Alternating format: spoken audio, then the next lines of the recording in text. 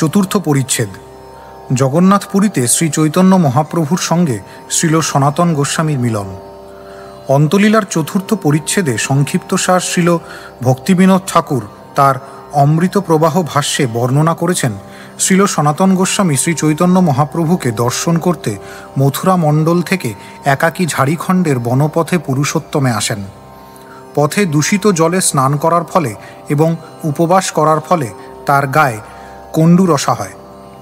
কণ্ডুরসার যন্ত্রণায় তিনি মনে করেছিলেন যে শ্রী জগন্নাথ দেবের রথযাত্রার সময় শ্রী চৈতন্য মহাপ্রভুর সম্মুখে পথের চাকার তলায় তিনি তার শরীর পরিত্যাগ করবেন। জগন্নাথপুরীতে এসে তিনি শ্রীল হরিদাস ঠাকুরের বাসায় রইলেন। তাকে দেখে শ্রী চৈতন্য মহাপ্রভু অত্যন্ত আনন্দিত হন। শ্রী চৈতন্য মহাপ্রভু সনাতন গোস্বামীকে তার কনিষ্ঠ ভ্রাতা অনুপমের গঙ্গা প্রাপ্তির কথা এবং শ্রী রামচন্দ্রের চরণে তার ঐকান্তিক নিষ্ঠার কথা বললেন। একদিন শ্রী চৈতন্য মহাপ্রভু সনাতনকে বললেন, আত্মহত্যার বাসনা তমগুণের প্রভাব। আত্মহত্যা করে কৃষ্ণপ্রেম লাভ করা যায় না। তুমি এই তমবুদ্ধি পরিত্যাগ করো। তোমার শরীর তুমি আমাকে অর্পণ করেছ। তোমার এ শরীর পরিত্যাগ করার অধিকার নেই। তোমার এই শরীরের দ্বারা আমি অনেক ভক্তিশাস্ত্র প্রচার করব এবং বৃন্দাবনের লুপ্ত তীর্থ উদ্ধার করব। শ্রী চৈতন্য মহাপ্রভু সেখান থেকে চলে গেলে শ্রীল হরিদাস ঠাকুর ও শ্রীল সনাতন গোস্বামীর সঙ্গে অনেক কথোপকথন হলো। একদিন শ্রী চৈতন্য মহাপ্রভু সনাতনকে যমেশ্বর টোটায় ডেকে পাঠালেন। তিনি সমুদ্রপথে সেখানে গেলেন। শ্রী চৈতন্য মহাপ্রভু যখন তাকে জিজ্ঞাসা করলেন কোন পথ দিয়ে তিনি এসেছেন, তখন সনাতন গোস্বামী উত্তর দিলেন, জগন্নাথ মন্দিরের সিংহদ্বার পথে শ্রী জগন্নাথ দেবের সেবকেরা যাতায়াত করেন বলে আমি সেই পথ দিয়ে না এসে বালুকা পথে এসেছি। সনাতন গোস্বামী বুঝতে পারেননি যে তপ্ত বালুকার উপর দিয়ে হেঁটে যাবার ফলে তার পায়ে ফোস্কা পড়েছে। শ্রী জগন্নাথ দেবের মন্দিরের প্রতি সনাতন গোস্বামীর গভীর শ্রদ্ধা দর্শন করে শ্রী চৈতন্য মহাপ্রভু সন্তুষ্ট হয়েছিলেন। মহাপ্রভুর গায়ে কণ্ডুরসা লাগবে বলে সনাতন গোস্বামী তার থেকে দূরে থাকতেন, কিন্তু তবুও মহাপ্রভু জোর করে তাকে আলিঙ্গন করতেন। তার ফলে সনাতন গোস্বামী অসুখী হয়ে জগদানন্দ পণ্ডিতকে পরামর্শ জিজ্ঞাসা করলে জগদানন্দ পণ্ডিত তাকে রথযাত্রার পর বৃন্দাবনে যেতে উপদেশ দেন। সে কথা শুনে মহাপ্রভু জগদানন্দকে তিরস্কার করেন এবং তার থেকে সনাতন গোস্বামীর শ্রেষ্ঠত্ব প্রদর্শন করেন। শ্রীচৈতন্য মহাপ্রভু সনাতন গোস্বামীকে বলেন, তুমি শুদ্ধ ভক্ত, তোমার দেহের ভদ্র অভদ্র বিচার্য নয়। বিশেষত আমি সন্ন্যাসী, তাই আমার সেই রকম বিচার করাই উচিত নয়। অবশেষে তিনি বললেন, তোমরা আমার লাল্য এবং আমি লালক, অতএব তোমাদের ক্লেদে আমার ঘৃণা নেই। এই সকল প্রসঙ্গের পর মহাপ্রভু সনাতনকে আলিঙ্গন করলে তৎক্ষণাৎ সনাতনের অঙ্গের কণ্ডুরসা দূর হয়ে যায়। মহাপ্রভু সনাতন গোস্বামীকে সেই বছর তার সঙ্গে জগন্নাথপুরীতে থাকতে বলেন এবং তার পরের বছর রথযাত্রার পর তাকে তিনি বৃন্দাবন যেতে নির্দেশ দেন। শ্রীচৈতন্য মহাপ্রভুর সঙ্গে সাক্ষাতের পর শ্রীরূপ গোস্বামী গৌড় দেশে 1 বৎসর অবস্থান করেন। তার সমস্ত ধন সম্পদ তিনি তার আত্মীয় স্বজন, ব্রাহ্মণ এবং দেবালয় বন্টন করেন। এইভাবে তিনি সম্পূর্ণরূপে অবসর গ্রহণ করে বৃন্দাবনে গিয়ে সনাতন গোস্বামীর সঙ্গে মিলিত হন। এইসব ঘটনা বর্ণনা করার পর শ্রীল কৃষ্ণদাস কবিরাজ গোস্বামী, সনাতন গোস্বামী, শ্রীরূপ গোস্বামী ও শ্রীজীব গোস্বামীর গ্রন্থসমূহের নাম উল্লেখ করেন। শ্লোক 1। অনুবাদ। বৃন্দাবন থেকে আগত সনাতন গোস্বামীকে শ্রীচৈতন্য মহাপ্রভু স্নেহক্রমে দেহপাত থেকে উদ্ধার করে পরীক্ষাপূর্বক শুদ্ধ করেছিলেন। শ্লোক 2। জয় জয় শ্রীচৈতন্য, জয় নিত্যানন্দ, জয়াদ্বৈত চন্দ্র, জয় গৌরভক্তবৃন্দ। 2। শ্লোকার্থ। শ্রী চৈতন্য মহাপ্রভু জয়যুক্ত হন, শ্রী নিত্যানন্দ প্রভু জয়যুক্ত হন, শ্রী অদ্বৈত আচার্য প্রভু জয়যুক্ত হন এবং শ্রী চৈতন্য মহাপ্রভুর সমস্ত ভক্তরা জয়যুক্ত হন। শ্লোক 3। নীলাচল হইতে রূপ গৌড়ে যবে গেলা, মথুরা হইতে সনাতন নীলাচল আইলা। 3। শ্লোকার্থ। শ্রীল রূপ গোস্বামী যখন জগন্নাথপুরী থেকে গৌড় দেশে গেলেন, তখন শ্রী সনাতন গোস্বামী মথুরা থেকে জগন্নাথপুরীতে এলেন। শ্লোক 4। ঝাড়িখণ্ড বনপথে আইলা একেলা চলিয়া, কভু উপবাস কভু চর্বণ করিয়া। 4 শ্লোকার্থ।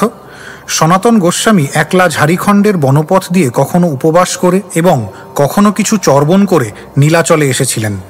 শ্লোক 5 ঝাড়িখণ্ডের জলের দোষে উপবাস হইতে, গাত্রে কণ্ডু হইল রসা পরে খাজুয়াইতে। 5 শ্লোকার্থ। ঝাড়িখণ্ডের বনের দূষিত জল এবং উপবাস করার ফলে সনাতন গোস্বামীর গায়ে কণ্ডু রসা হয় এবং তিনি যখন সেই কণ্ডু চুলকাতেন তখন তা থেকে রস পড়ত। শ্লোক 6 থেকে শ্লোক 8 নির্বেদ হইল পথে করেন বিচার, নীচ জাতি দেহ মোর অত্যন্ত অসার। 6 জগন্নাথে গেলে তার দর্শন না পাইমু, প্রভুর দর্শন সদা করিতে নারিমু। 7 মন্দির নিকটে শুনি তার বাসা স্থিতি, মন্দির নিকটে যাইতে মোর নাহি শক্তি। 8 শ্লোকার্থ। গভীর নৈরাশ্যের ফলে সনাতন গোস্বামী বিবেচনা করলেন, আমি নীচ জাতি এবং আমার এই দেহ ভগবানের সেবার অযোগ্য। আমি যখন জগন্নাথ পুরীতে যাব তখন আমি জগন্নাথ দেবকে দর্শন করতে পারবো না এবং আমি সর্বদা শ্রীচৈতন্য মহাপ্রভুকে দর্শন করতে পারবো না। আমি শুনেছি যে তিনি মন্দিরের সন্নিকটেই বাস করেন, কিন্তু মন্দিরের কাছে যাবার শক্তি আমার নেই। শ্লোক 9 জগন্নাথের সেবক ফেরে কার্য অনুরোধে, তার স্পর্শ হইলে মোর হবে অপরাধে। 9 শ্লোকার্থ। শ্রী জগন্নাথ দেবের সেবকেরা নানা কাজে সেখানে যাতায়াত করেন, তারা যদি আমাকে স্পর্শ করে তাহলে আমার অপরাধ হবে। শ্লোক 10 তাতে যদি এই দেহ ভালো স্থানে দিয়ে, দুঃখ শান্তি হয় আর সদ্গতি পাইয়ে। 10 শ্লোকার্থ। তাই যদি কোনো পবিত্র স্থানে আমি আমার এই দেহ উৎসর্গ করি তাহলে আমার দুঃখের শান্তি হবে এবং আমি সদ্গতি লাভ করব। শ্লোক 11 জগন্নাথ রথযাত্রায় হইবেন বাহির, তার রথ চাকায় ছাড়িমু এই শরীর। 11 শ্লোকার্থ। রথযাত্রার সময় শ্রী জগন্নাথ দেব যখন বাইরে আসবেন তখন তার রথের চাকার নিচে আমি আমার এই দেহ ত্যাগ করব। শ্লোক 12 মহাপ্রভুর আগে আর দেখি জগন্নাথ, রথে দেহ ছাড়িমু এই পরম পুরুষার্থ। 12 শ্লোকার্থ। শ্রী জগন্নাথ দেবকে দর্শন করে আমি শ্রী চৈতন্য মহাপ্রভুর সামনে রথের চাকার তলায় আমার দেহ ত্যাগ করব। সেটিই হবে আমার জীবনের পরম পুরুষার্থ। শ্লোক 13 এই তো নিশ্চয় করি নীলাচলে আইলা, লোকে পুছি হরিদাস স্থানে উত্তরিলা। 13 শ্লোকার্থ। এই সংকল্প করে সনাতন গোস্বামী নীলাচলে এসে পৌঁছলেন এবং লোককে জিজ্ঞাসা করতে করতে হরিদাস ঠাকুরের কুটিরে এসে উপস্থিত হলেন। শ্লোক 14 হরিদাসের কৈলা তেহ চরণ বন্দন, জানি হরিদাস তারে কৈলা অলিঙ্গন। 14 শ্লোকার্থ। তিনি হরিদাস ঠাকুরের শ্রীপাদপদ্ম বন্দনা করলেন এবং তাকে হরিদাস ঠাকুর চিনতে পেরে আলিঙ্গন করলেন। শ্লোক 15 মহাপ্রভু দেখিতে তার উৎকণ্ঠিত মন, হরিদাস কহে প্রভু আসিবেন এখন। 15 শ্লোকার্থ। শ্রীচৈতন্য মহাপ্রভুকে দর্শন করতে সনাতন গোস্বামীর মন উৎকণ্ঠিত হয়ে উঠেছিল, তাই হরিদাস ঠাকুর বললেন মহাপ্রভু শীঘ্রই আসবেন। শ্লোক 16 হেনকালে প্রভু উপল ভোগ দেখিয়া, হরিদাসে মিলিতে আইলা ভক্তগণ লয়া। 16 শ্লোকার্থ। সেই সময় শ্রী চৈতন্য মহাপ্রভু শ্রী জগন্নাথ দেবের মন্দিরে উপল ভোগ নিবেদন দর্শন করে তার ভক্তদের নিয়ে হরিদাস ঠাকুরের সঙ্গে সাক্ষাৎ করতে এলেন। শ্লোক 17 প্রভু দেখি দুহে পড়ে দণ্ডবাত হয়া, প্রভু আলিঙ্গিলা হরিদাসেরে উঠায়া। 17 শ্লোকার্থ। শ্রীচৈতন্য মহাপ্রভুকে দেখে তারা দুইজনেই দণ্ডবত হয়ে প্রণতি নিবেদন করলেন এবং মহাপ্রভু তখন হরিদাসকে উঠিয়ে আলিঙ্গন করলেন। শ্লোক 18 হরিদাস কহে সনাতন করে নমস্কার, সনাতনে দেখি প্রভু হইলা চমৎকার। 18 শ্লোকার্থ। হরিদাস ঠাকুর শ্রীচৈতন্য মহাপ্রভুকে বললেন সনাতন আপনাকে প্রণতি নিবেদন করছে। সনাতন গোস্বামীকে দেখে শ্রীচৈতন্য মহাপ্রভু অত্যন্ত আনন্দিত হলেন। শ্লোক 19 এবং 20 সনাতনে আলিঙ্গিতে প্রভু আগু হইলা, পাছে ভাগে সনাতন কহিতে লাগিলা। 19।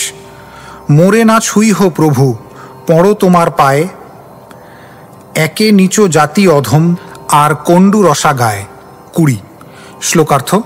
শ্রীচৈতন্য মহাপ্রভু যখন তাকে আলিঙ্গন করতে এগিয়ে এলেন, তখন সনাতন গোস্বামী সেখান থেকে পালিয়ে গিয়ে তাকে বলতে লাগলেন, হে প্রভু, আমাকে ছোবেন না, আমি আপনার পায়ে পড়ছি।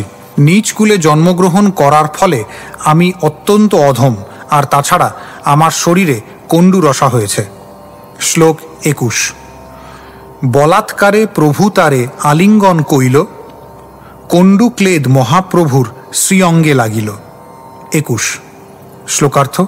শ্রীচৈতন্য মহাপ্রভু বলপূর্বক সনাতন গোস্বামীকে আলিঙ্গন করলেন, তার ফলে কণ্ডুর রস শ্রীচৈতন্য মহাপ্রভুর শ্রীঅঙ্গে লাগল।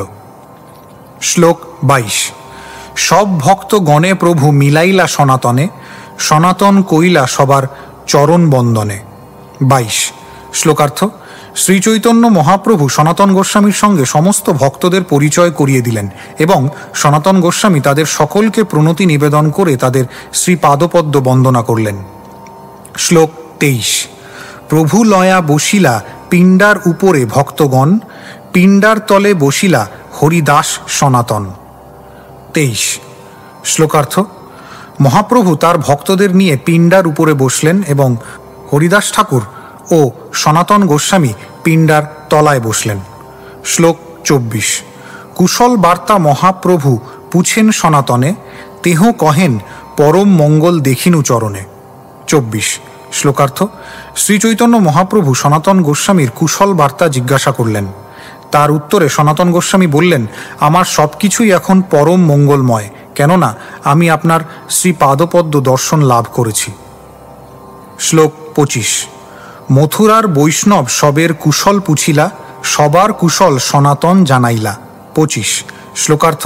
মহাপ্রভু তখন মথুরায় সমস্ত বৈষ্ণবদের কুশল জিজ্ঞাসা করলেন এবং সনাতন গোস্বামী তাদের কুশল জানালেন। শ্লোক 26। প্রভু কহে ইহা রূপ ছিল 10 মাস, ইহা হইতে গৌড়ে গেলা হইল দিন 10। 26। শ্লোকার্থ। শ্রী চৈতন্য মহাপ্রভু সনাতন গোস্বামীকে বললেন, রূপ এখানে 10 মাস ছিল, তারপর দিন 10 আগে সে গৌড় দেশে গেছে। শ্লোক 27। তোমার ভাই অনুপমের হইল গঙ্গা প্রাপ্তি, ভালো ছিল রঘুনাথে দৃঢ় তার ভক্তি। 27। শ্লোকার্থ। তোমার ভাই অনুপম পরলোক গমন করেছে, সে খুব ভালো ভক্ত ছিল এবং শ্রীরামচন্দ্রের শ্রীপাদপদ্মে তার সুদৃঢ় ভক্তি ছিল। শ্লোক 28 এবং 29। সনাতন কহে নিজ বংশে মোর জন্ম, অধর্ম অন্যায় যত আমার কুলধর্ম। 28। হেন বংশ ঘৃণা ছাড়ি কইলা অঙ্গীকার, তোমার কৃপায় বংশে মঙ্গল আমার। 29। শ্লোকার্থ। সনাতন গোস্বামী বললেন, নিজ বংশে আমার জন্ম হয়েছে, সব রকম অন্যায় এবং অধর্ম আচরণ করাই আমার কুলধর্ম, কিন্তু হে প্রভু, তা সত্ত্বেও আপনি আমাকে ঘৃণা না করে আপনার সেবক রূপে অঙ্গীকার করেছেন। আপনার কৃপার প্রভাবেই কেবল আমার বংশের পরম মঙ্গল সাধিত হয়েছে। শ্লোক 30 এবং 31। সেই অনুপম ভাই শিশুকাল হইতে রঘুনাথ উপাসনা করে দৃঢ় চিত্তে। 30। রাত্রি দিনে রঘুনাথের নাম আর ধ্যান, রামায়ণ নিরবধি শুনে করে গান। 31। শ্লোকার্থ। আমার কনিষ্ঠ ভ্রাতা অনুপম শৈশব থেকেই সুদৃঢ় ভক্তি এবং নিষ্ঠা সহকারে রঘুনাথের উপাসনা করত। রাত্রিদিন সে রঘুনাথের নাম করত ও ধ্যান করত এবং নিরবধি রামায়ণ শ্রবণ করত ও কীর্তন করত। শ্লোক 32। আমি আর রূপ তার জ্যেষ্ঠ সহোদর, আমা দোহা সঙ্গে তেহ রহে নিরন্তর। 32। শ্লোকার্থ। আমি এবং রূপ তার জ্যেষ্ঠ ভ্রাতা, সে সবসময় আমাদের দুজনের সঙ্গে থাকত। শ্লোক 33। আমা সবা সঙ্গে কৃষ্ণ কথা ভাগবত শুনে, তাহার পরীক্ষা কইলু আমি 2 জনে। 33। শ্লোকার্থ। আমাদের সঙ্গে সে শ্রীমদ্ ভাগবত শুনত এবং আমাদের সে কৃষ্ণ কথা আলোচনা করতে দেখত, তাই আমরা দুজনে একদিন তাকে পরীক্ষা করেছিলাম। শ্লোক 34 এবং 35। সুনহ বল্লভ কৃষ্ণ পরম মধুর, সৌন্দর্য মাধুর্য প্রেম বিলাস প্রচুর। 34। কৃষ্ণ ভজন করো তুমি আমা দুহার সঙ্গে, তিন ভাই একত্র রহিমু কৃষ্ণ কথা রঙ্গে। 35। শ্লোকার্থ। আমরা তাকে বলেছিলাম শ্রীকৃষ্ণ পরম আকর্ষক, তার সৌন্দর্য মাধুর্য এবং প্রেমবিলাস অন্তহীন, তাই তুমিও আমাদের দুজনের সঙ্গে কৃষ্ণ ভজন করো। আমরা তিন ভাই তাহলে একত্রে কৃষ্ণ কথা আলোচনা করে দিব্য আনন্দ আস্বাদন করব। শ্লোক 36 এবং 37। এই মতো বারবার কহি দুইজন, আমা দুহার গৌরবে কিছু ফিরি গেল মন। 36। তোমা দুহার আজ্ঞা আমি কেমনে লঙ্ঘিমু, দীক্ষা মন্ত্র দেহ কৃষ্ণ ভজন করিমু। 37। শ্লোকার্থ। এইভাবে আমরা দুজন তাকে বারবার বলেছিলাম। আমাদের প্রতি তার গভীর শ্রদ্ধার ফলে তার মনোভাবের কিছুটা পরিবর্তন হয়েছিল। সে তখন আমাদের বলেছিল, তোমাদের দুজনের আদেশ আমি কিভাবে লঙ্ঘন করব? তোমরা আমাকে কৃষ্ণ মন্ত্রে দীক্ষা দাও, তাহলে আমিও কৃষ্ণ ভজন করি। শ্লোক 38। এত কহি রাত্রিকালে করেন চিন্তন, কেমনে ছাড়িমু রঘুনাথের চরণ। 38। শ্লোকার্থ। এই বলে সে রাত্রিবেলায় চিন্তা করতে লাগলো কিভাবে আমি রঘুনাথের শ্রীপাদপদ্ম পরিত্যাগ করব। শ্লোক 39 থেকে শ্লোক 42। সব রাত্রি ক্রন্দন করি কইল জাগরণ, প্রাতঃকালে আমা দুহায় কইল নিবেদন। 39। রঘুনাথের পাদপদ্মে বেচি আছো মাথা, কাঁড়িতে না পারো মাথা পাং বড় ব্যথা। 40। কৃপা করি মোরে আজ্ঞা দেহ দুইজন, জন্মে জন্মে সেব রঘুনাথের চরণ। 41। রঘুনাথের পাদপদ্ম ছাড়ান না যায়, ছাড়িবার মন হইলে প্রাণ ফাটি যায়। 42। শ্লোকার্থ। সারা রাত জেগে সে ক্রন্দন করেছিল এবং সকালবেলা আমাদের দুজনের কাছে এসে সে বলেছিল, আমি রঘুনাথের শ্রীপাদপদ্মে আমার মস্তক বিক্রয় করেছি, তা আমি এখন আর ফিরিয়ে নিতে পারছি না, সেজন্য আমি গভীর বেদনা অনুভব করছি। কৃপা করে তোমরা দুজন আমাকে আশীর্বাদ করো যেন জন্ম জন্মান্তরে আমি শ্রী রঘুনাথের শ্রীপাদপদ্মের সেবা করতে পারি। রঘুনাথের শ্রীপাদপদ্ম পরিত্যাগ করা আমার পক্ষে অসম্ভব। আমি যখন তার শ্রীপাদপদ্ম পরিত্যাগ করার চিন্তা করি তখন আমার প্রাণ ফেটে যায়। শ্লোক 43। তবে আমি দুহে তারে আলিঙ্গন কইলু, সাধু দৃঢ় ভক্তি তোমার কহি প্রশংসিল। 43। শ্লোকার্থ।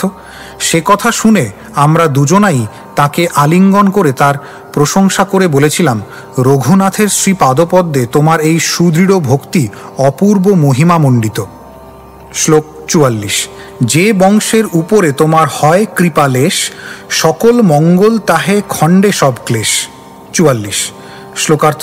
হে প্রভু, যে বংশের উপর তোমার কৃপার লেশমাত্রও বর্ষিত হয় সেই বংশের পরম মঙ্গল সাধিত হয় এবং তাদের সমস্ত ক্লেশ দূর হয়ে যায়। শ্লোক 45। গোসাই কহেন এই মতো মুরারি গুপ্ত, পূর্বে আমি পরীক্ষিলু তার এই রীত। 45। শ্লোকার্থ। শ্রীচৈতন্য মহাপ্রভু বললেন, মুরারিগুপ্তকে কেন্দ্র করেও এরকম একটি ঘটনা ঘটেছিল। পূর্বে আমি তাকে পরীক্ষা করেছিলাম এবং শ্রীরামচন্দ্রের শ্রীপাদপদ্মে সেও এই প্রকার নিষ্ঠা প্রদর্শন করেছিল। শ্লোক 46। সেই ভক্ত ধন্য যে না ছাড়ে প্রভুর চরণ, সেই প্রভু ধন্য যে না ছাড়ে নিজজন। 46। শ্লোকার্থ।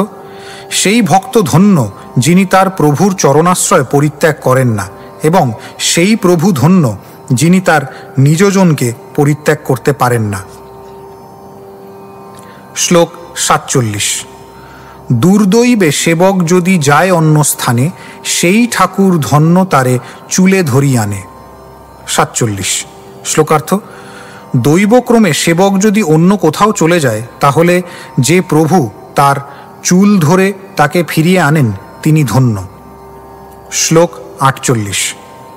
ভালো হইল তোমার ইহা হইল আগমনে, এই ঘরে রহ ইহা হরিদাস শনে। 48। শ্লোকার্থ। ভালো হলো যে তুমি এখানে এসেছ, এই ঘরে তুমি হরিদাসের সঙ্গে থাকো। শ্লোক 49। কৃষ্ণ ভক্তি রসে দুহে পরম পরিধান, কৃষ্ণ রস আস্বাদন করো লহ কৃষ্ণ নাম। 49। শ্লোকার্থ: কৃষ্ণ ভক্তি রস আস্বাদনে তোমরা দুজনে অত্যন্ত পারদর্শী, তাই তোমরা একত্রে কৃষ্ণ ভক্তির রস আস্বাদন করো এবং হরে কৃষ্ণ মহামন্ত্র কীর্তন করো। শ্লোক 50।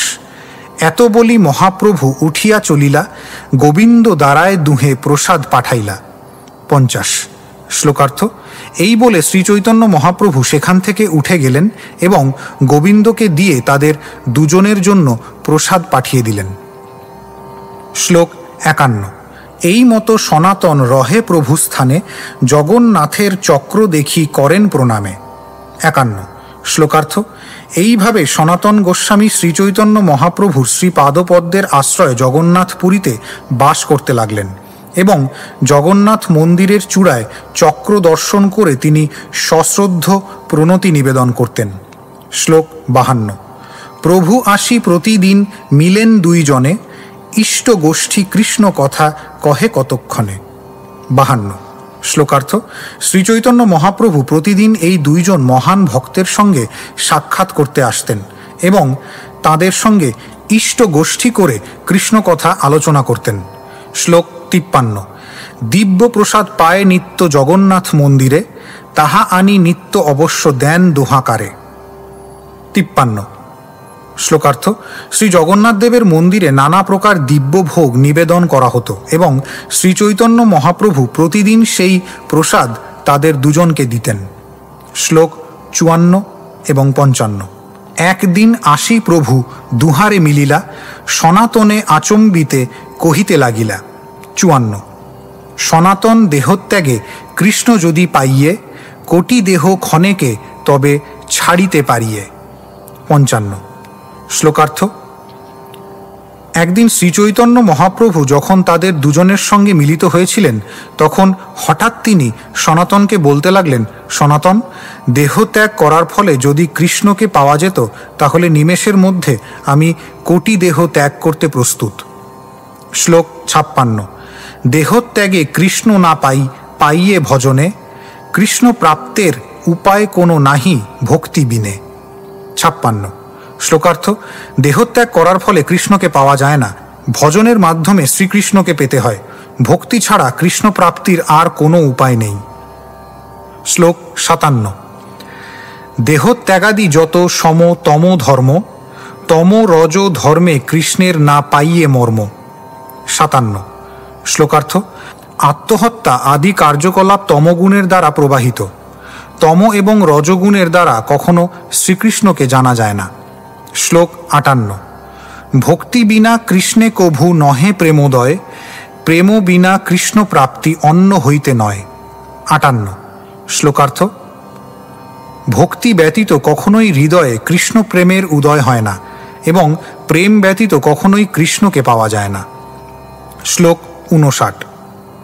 অনুবাদ: পরমেশ্বর ভগবান শ্রীকৃষ্ণ বলেন, হে উদ্ভব, আমার প্রতি প্রবলা ভক্তি যেমন আমাকে বশীভূত করতে পারে, অষ্টাঙ্গ যোগ, অভেদ ব্রহ্মবাদরূপ সাংখ্য জ্ঞান, বেদ অধ্যয়ন, সব রকম তপস্যা ও ত্যাগরূপ সন্ন্যাসাদির দ্বারা আমি সেরকম বশীভূত হই না।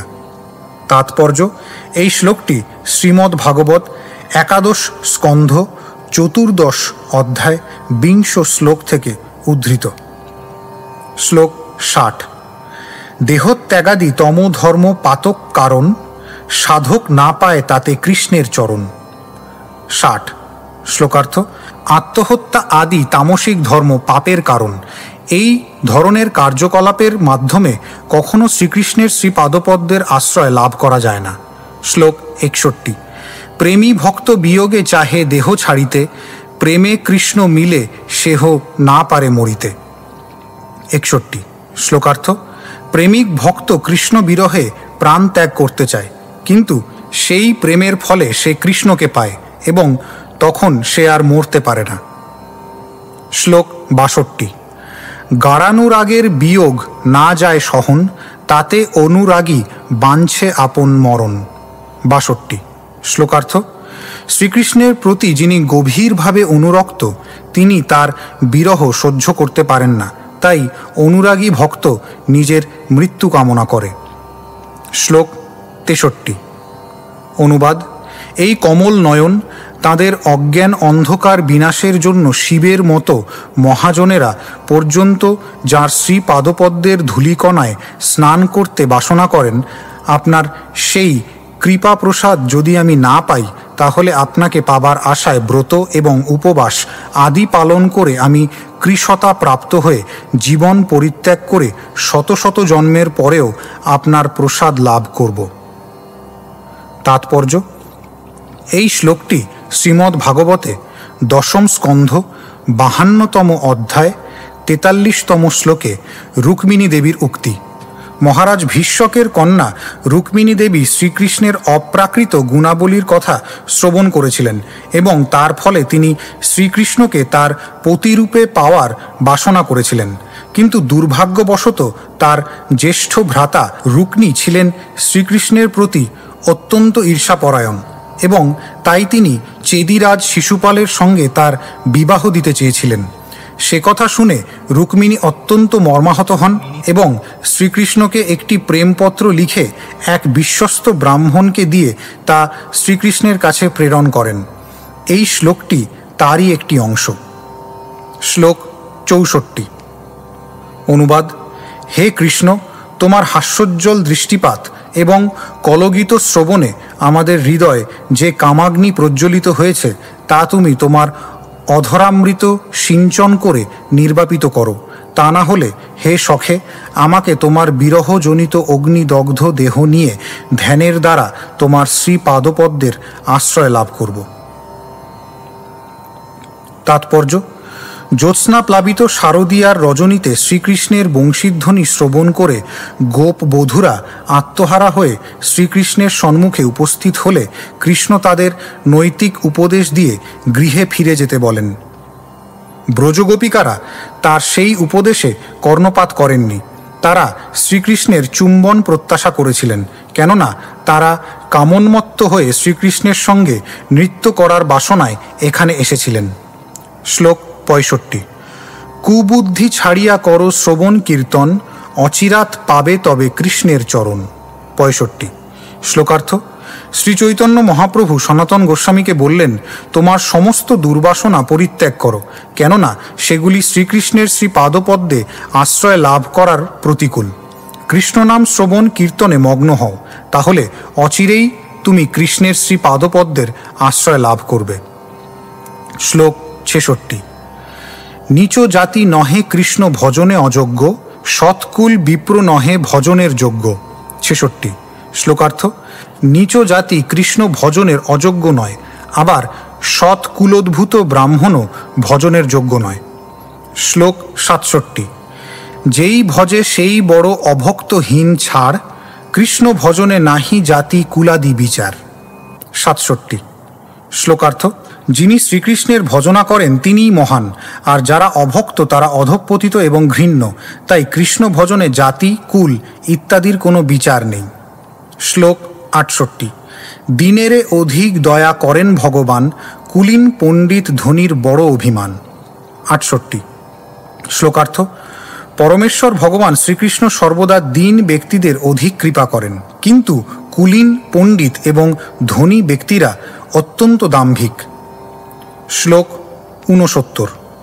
অনুবাদ: যারা মন, বচন, চেষ্টা, অর্থ ও প্রাণ শ্রীকৃষ্ণের শ্রীপাদপদ্মে অর্পিত হয়েছে, তিনি যদি চণ্ডালকুলেও জন্মগ্রহণ করে থাকেন, তাহলেও তিনি কৃষ্ণপাদপদ্ম বিমুখ দ্বাদশ গুণ বিশিষ্ট ব্রাহ্মণের থেকেও শ্রেষ্ঠ বলে আমি মনে করি, কেননা সেই সপচ কুলোদ্ভূত ভক্ত স্বীয় কুল পবিত্র করেন, কিন্তু অতি গর্বিত অভক্ত ব্রাহ্মণ তা করতে পারেন না। তাৎপর্য: এই শ্লোকটি শ্রীমদ্ ভাগবত 7ম স্কন্ধ 9ম অধ্যায় 10ম শ্লোক থেকে উদ্ধৃত। শ্লোক 70। ভজনের মধ্যে শ্রেষ্ঠ নববিধা ভক্তি, কৃষ্ণ প্রেম কৃষ্ণ দিতে ধরে মহাশক্তি। 70।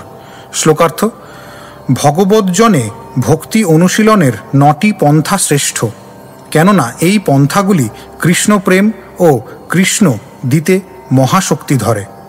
তাৎপর্য: শ্রীমদ্ ভাগবতে সপ্তম স্কন্ধ পঞ্চম অধ্যায় 23তম শ্লোকে নববিধা ভক্তির উল্লেখ করে বলা হয়েছে, শ্রবণং কীর্তনং বিষ্ণু স্মরণং পাদসেবনম अर्चनं वन्दनं दास्यं সখ্যমাত্মনিবেদনম।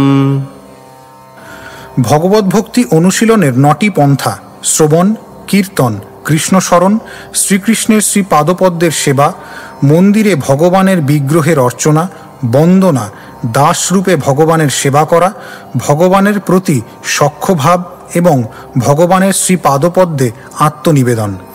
ভগবদ্ভক্তি অনুশীলনের এই 9টি পন্থা কৃষ্ণ এবং কৃষ্ণপ্রেম দান করতে পারে। প্রথমে ভগবদ্ভক্তির বিধিনিষেধগুলি অনুসরণ করে সাধন ভক্তি অনুশীলন করতে হয়, কিন্তু ধীরে ধীরে ভগবদ্ভক্তি যখন ভক্তের প্রাণস্বরূপ হয়ে ওঠে তখন ভগবদ্ভক্তির সর্বোচ্চ স্তর কৃষ্ণপ্রেম প্রাপ্তি হয়।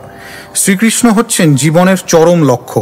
শ্রীকৃষ্ণের শ্রীপাদপদ্ম লাভ করতে হলে উচ্চ ব্রাহ্মণকুলে জন্মগ্রহণ করার প্রয়োজন হয় না, অথবা নীচ কুলে জন্ম হলে তা কৃষ্ণভক্তি অনুশীলনের পথে প্রতিবন্ধক নয়। শ্রীমদ্ ভাগবতে 3য় স্কন্ধ 33তম অধ্যায় 7ম শ্লোকে দেবহূতি কপিলদেবকে বলেছেন, अहो बतश्व पचोतो गरीयान् यज्जिह्वाग्रे वर्तते नाम तुभ्यं ते पुस्तपस्ते जुहुवुस्सस्नुरार्या ब्रह्मानुचुर्नाम गृह्णन्ति येते। হে ভগবান, যাদের মুখে আপনার নাম বর্তমান তারা চণ্ডালকুলে জন্মগ্রহণ করলেও সর্বশ্রেষ্ঠ।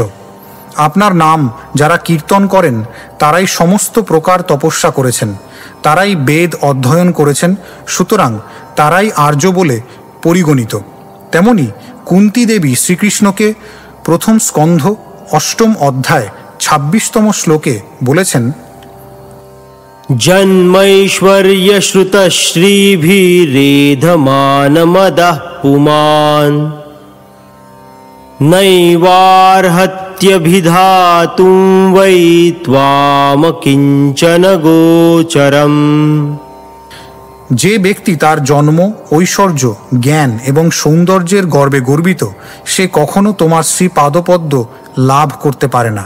তুমি কেবল নিরভিমান নিষ্কাম ভক্তেরই লভ্য, দাম্ভিকের লভ্য নয়। শ্লোক 71। তার মধ্যে সর্বশ্রেষ্ঠ নাম সংকীর্তন, নিরপরাধে নাম লইলে পায় প্রেমধন। 71। শ্লোকার্থ: ভগবদ্ভক্তি অনুশীলনের সমস্ত পন্থার মধ্যে ভগবানের নাম সংকীর্তন সর্বশ্রেষ্ঠ। 10টি অপরাধ বর্জন করে কেউ যদি ভগবানের নাম সংকীর্তন করেন তাহলে তিনি অনায়াসে সবচাইতে দুর্লভ ভগবৎ প্রেম লাভ করেন। তাৎপর্য: শ্রীল জীব গোস্বামী ভক্তি সন্দর্ভে 270 নিম্নলিখিত নির্দেশ প্রদান করেছেন। ইয়ঞ্চ কীর্তনাখ্যা ভক্তির্ভগবতো দ্রব্য জাতিগুণ ক্রিয়াভিধির্ন জনৈক বিষয়াপার করুণাময়ীতি শ্রুতি পুরাণাদি বিশ্রুতি অতএব কলৌ স্বভাবত এবাতিদিনেষু লোকেষু अविर्भूयतान अनायासेनैव तत्तद् युगत महासाधनानां सर्वम् एव फलं ददानासा कृतार्थयति यत एव तयैव कलौ भगवतो विशेषतश्च संतोषो भवति। ভগবানের নাম কীর্তন করা ভগবৎ প্রেম লাভের সর্বশ্রেষ্ঠ উপায়। এই নাম কীর্তন বা ভক্তি অনুশীলন কোনো সাজ সরঞ্জাম অথবা জাতি কুলাদির উপর নির্ভরশীল নয়। দৈন্য এবং বিনয়ের দ্বারা শ্রীকৃষ্ণকে আকর্ষণ করা যায়। সমস্ত বৈদিক শাস্ত্রে সে কথা বলা হয়েছে। অতএব এই কলিযুগে কেউ যখন অত্যন্ত দীন এবং বিনীত ভাব অবলম্বন করেন তখন তিনি অনায়াসে শ্রীকৃষ্ণের পাদপদ্ম লাভ করেন। সমস্ত যাগযজ্ঞ, তপশ্চর্যা এবং কৃচ্ছ সাধনের এইটি চরম ফল। কেননা কেউ যখন কৃষ্ণ প্রেম লাভ করেন তখন তিনি জীবনের পরম পূর্ণতা প্রাপ্ত হন। তাই ভগবত ভক্তি সম্পাদনে যাই করা হোক না কেন তা যেন ভগবানের নাম সংকীর্তন সহ সম্পাদিত হয়। শ্রীল রূপ গোস্বামী তার নামাষ্টকে শ্লোক 1 হরে কৃষ্ণ মহামন্ত্র হরে কৃষ্ণ কৃষ্ণ কৃষ্ণ হরে হরে হরে রাম রাম রাম হরে হরে কীর্তনের মহিমা বিশ্লেষণ করে বলেছেন, নিখিল শ্রুতি মৌলিরত্নমালা দ্যুতিনীরাজিত পাদ পঙ্কজান্ত অয়ি মুক্ত কুলৈরুপাস্যমানম পরিতস্ত্বাং হরিনাম সংশ্রয়ামি। হে হরিনাম, তোমার শ্রী পাদপদ্মে নখাগ্রভাগ, সমস্ত বেদের শিরভূষণ উপনিষদ রূপ রত্নমালার অতি উজ্জ্বল প্রভার দ্বারা নিরন্তর পূজিত হয়। নারদমুনি, শুকদেব গোস্বামী প্রমুখ মুক্ত পুরুষদের দ্বারা তুমি সর্বদা উপাসিত হও। হে হরিনাম, আমি সর্বতোভাবে তোমার শরণ গ্রহণ করি।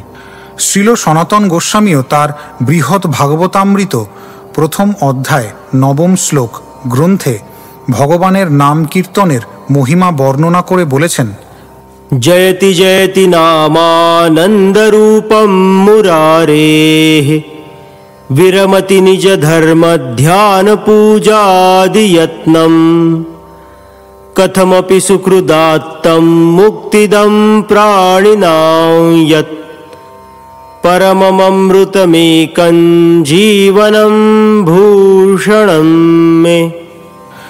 যা থেকে বর্ণাশ্রম ধর্ম ধ্যান ও পূজা আদি চেষ্টা বিরত হয়ে যায়, সেই আনন্দস্বরূপ মুরারির নাম পুনঃ পুনঃ জয়যুক্ত হোক।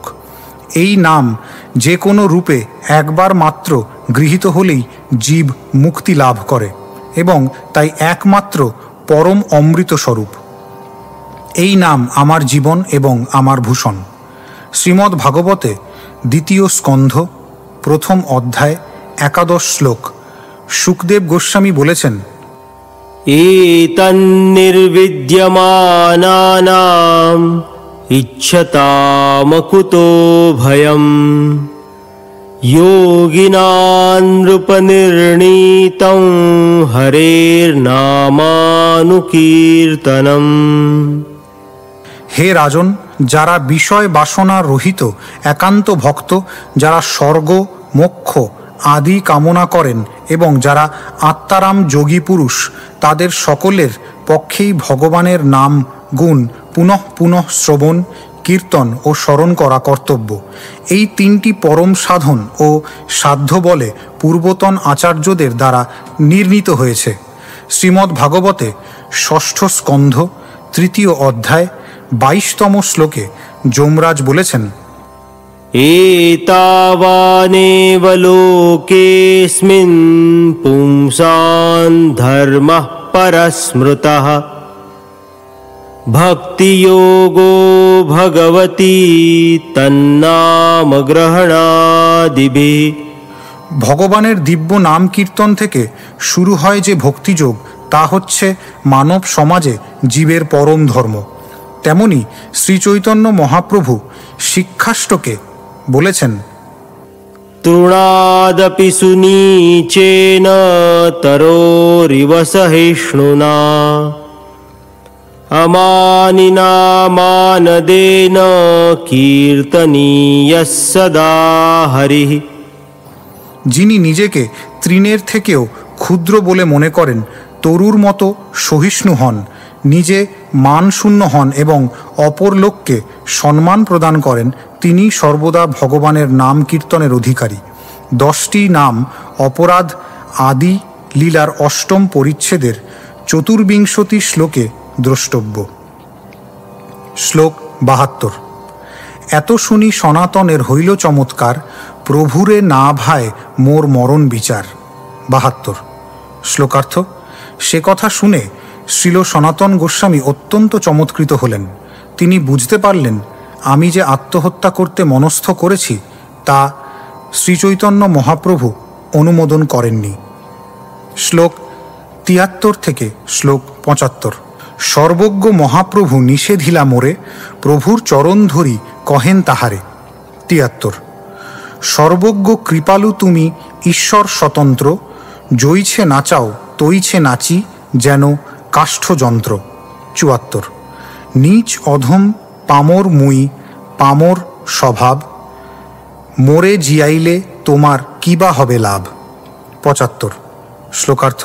শ্রীল সনাতন গোস্বামী বিচার করলেন শ্রীচৈতন্য মহাপ্রভু সর্বজ্ঞ, তিনি অতীত, বর্তমান এবং ভবিষ্যৎ সম্বন্ধে অবগত। তিনি আমাকে আত্মহত্যা করতে নিষেধ করেছেন। তখন তিনি শ্রীচৈতন্য মহাপ্রভুর শ্রীপাদপদ্মে পতিত হয়ে তাকে বললেন, হে প্রভু, আপনি সর্বজ্ঞ, কৃপালু, পরম স্বতন্ত্র পরমেশ্বর ভগবান। আপনি যেভাবে আমাকে নাচান সেইভাবেই আমি নাচি, ঠিক একটি কাঠের পুতুলের মতো। আমি অত্যন্ত নীচ, অধম, পামর। আমার স্বভাব অত্যন্ত পাপময়। আমাকে বাঁচিয়ে রেখে আপনার কি লাভ হবে? শ্লোক ৭৬ থেকে শ্লোক ৭৮। প্রভু কহে, তোমার দেহ মোর নিজ ধন, তুমি মোরে করিয়াছ আত্মসমর্পণ। ৭৬। পরের দ্রব্য তুমি কেনে চাহ বিনাশিতে, ধর্মাধর্ম বিচার কিবা না পারো করিতে। ৭৭। তোমার শরীর মোর প্রধান সাধন, এ শরীরে সাধিমু আমি বহু প্রয়োজন। ৭৮। শ্লোকার্থ। তখন শ্রীচৈতন্য মহাপ্রভু তাকে বললেন, তোমার দেহ আমার সম্পত্তি, তুমি তো আমার কাছে নিজেকে নিবেদন করেছ, তাহলে তুমি পরের দ্রব্য কেন বিনাশ করতে চাও? তুমি কি ভালো মন্দ বিচার করতে পারো না? তোমার শরীর আমার বহু গুরুত্বপূর্ণ কার্য সাধনে প্রধান যন্ত্র। তোমার শরীর দিয়ে আমি বহু গুরুত্বপূর্ণ কার্য সাধন করব। শ্লোক ৭৯।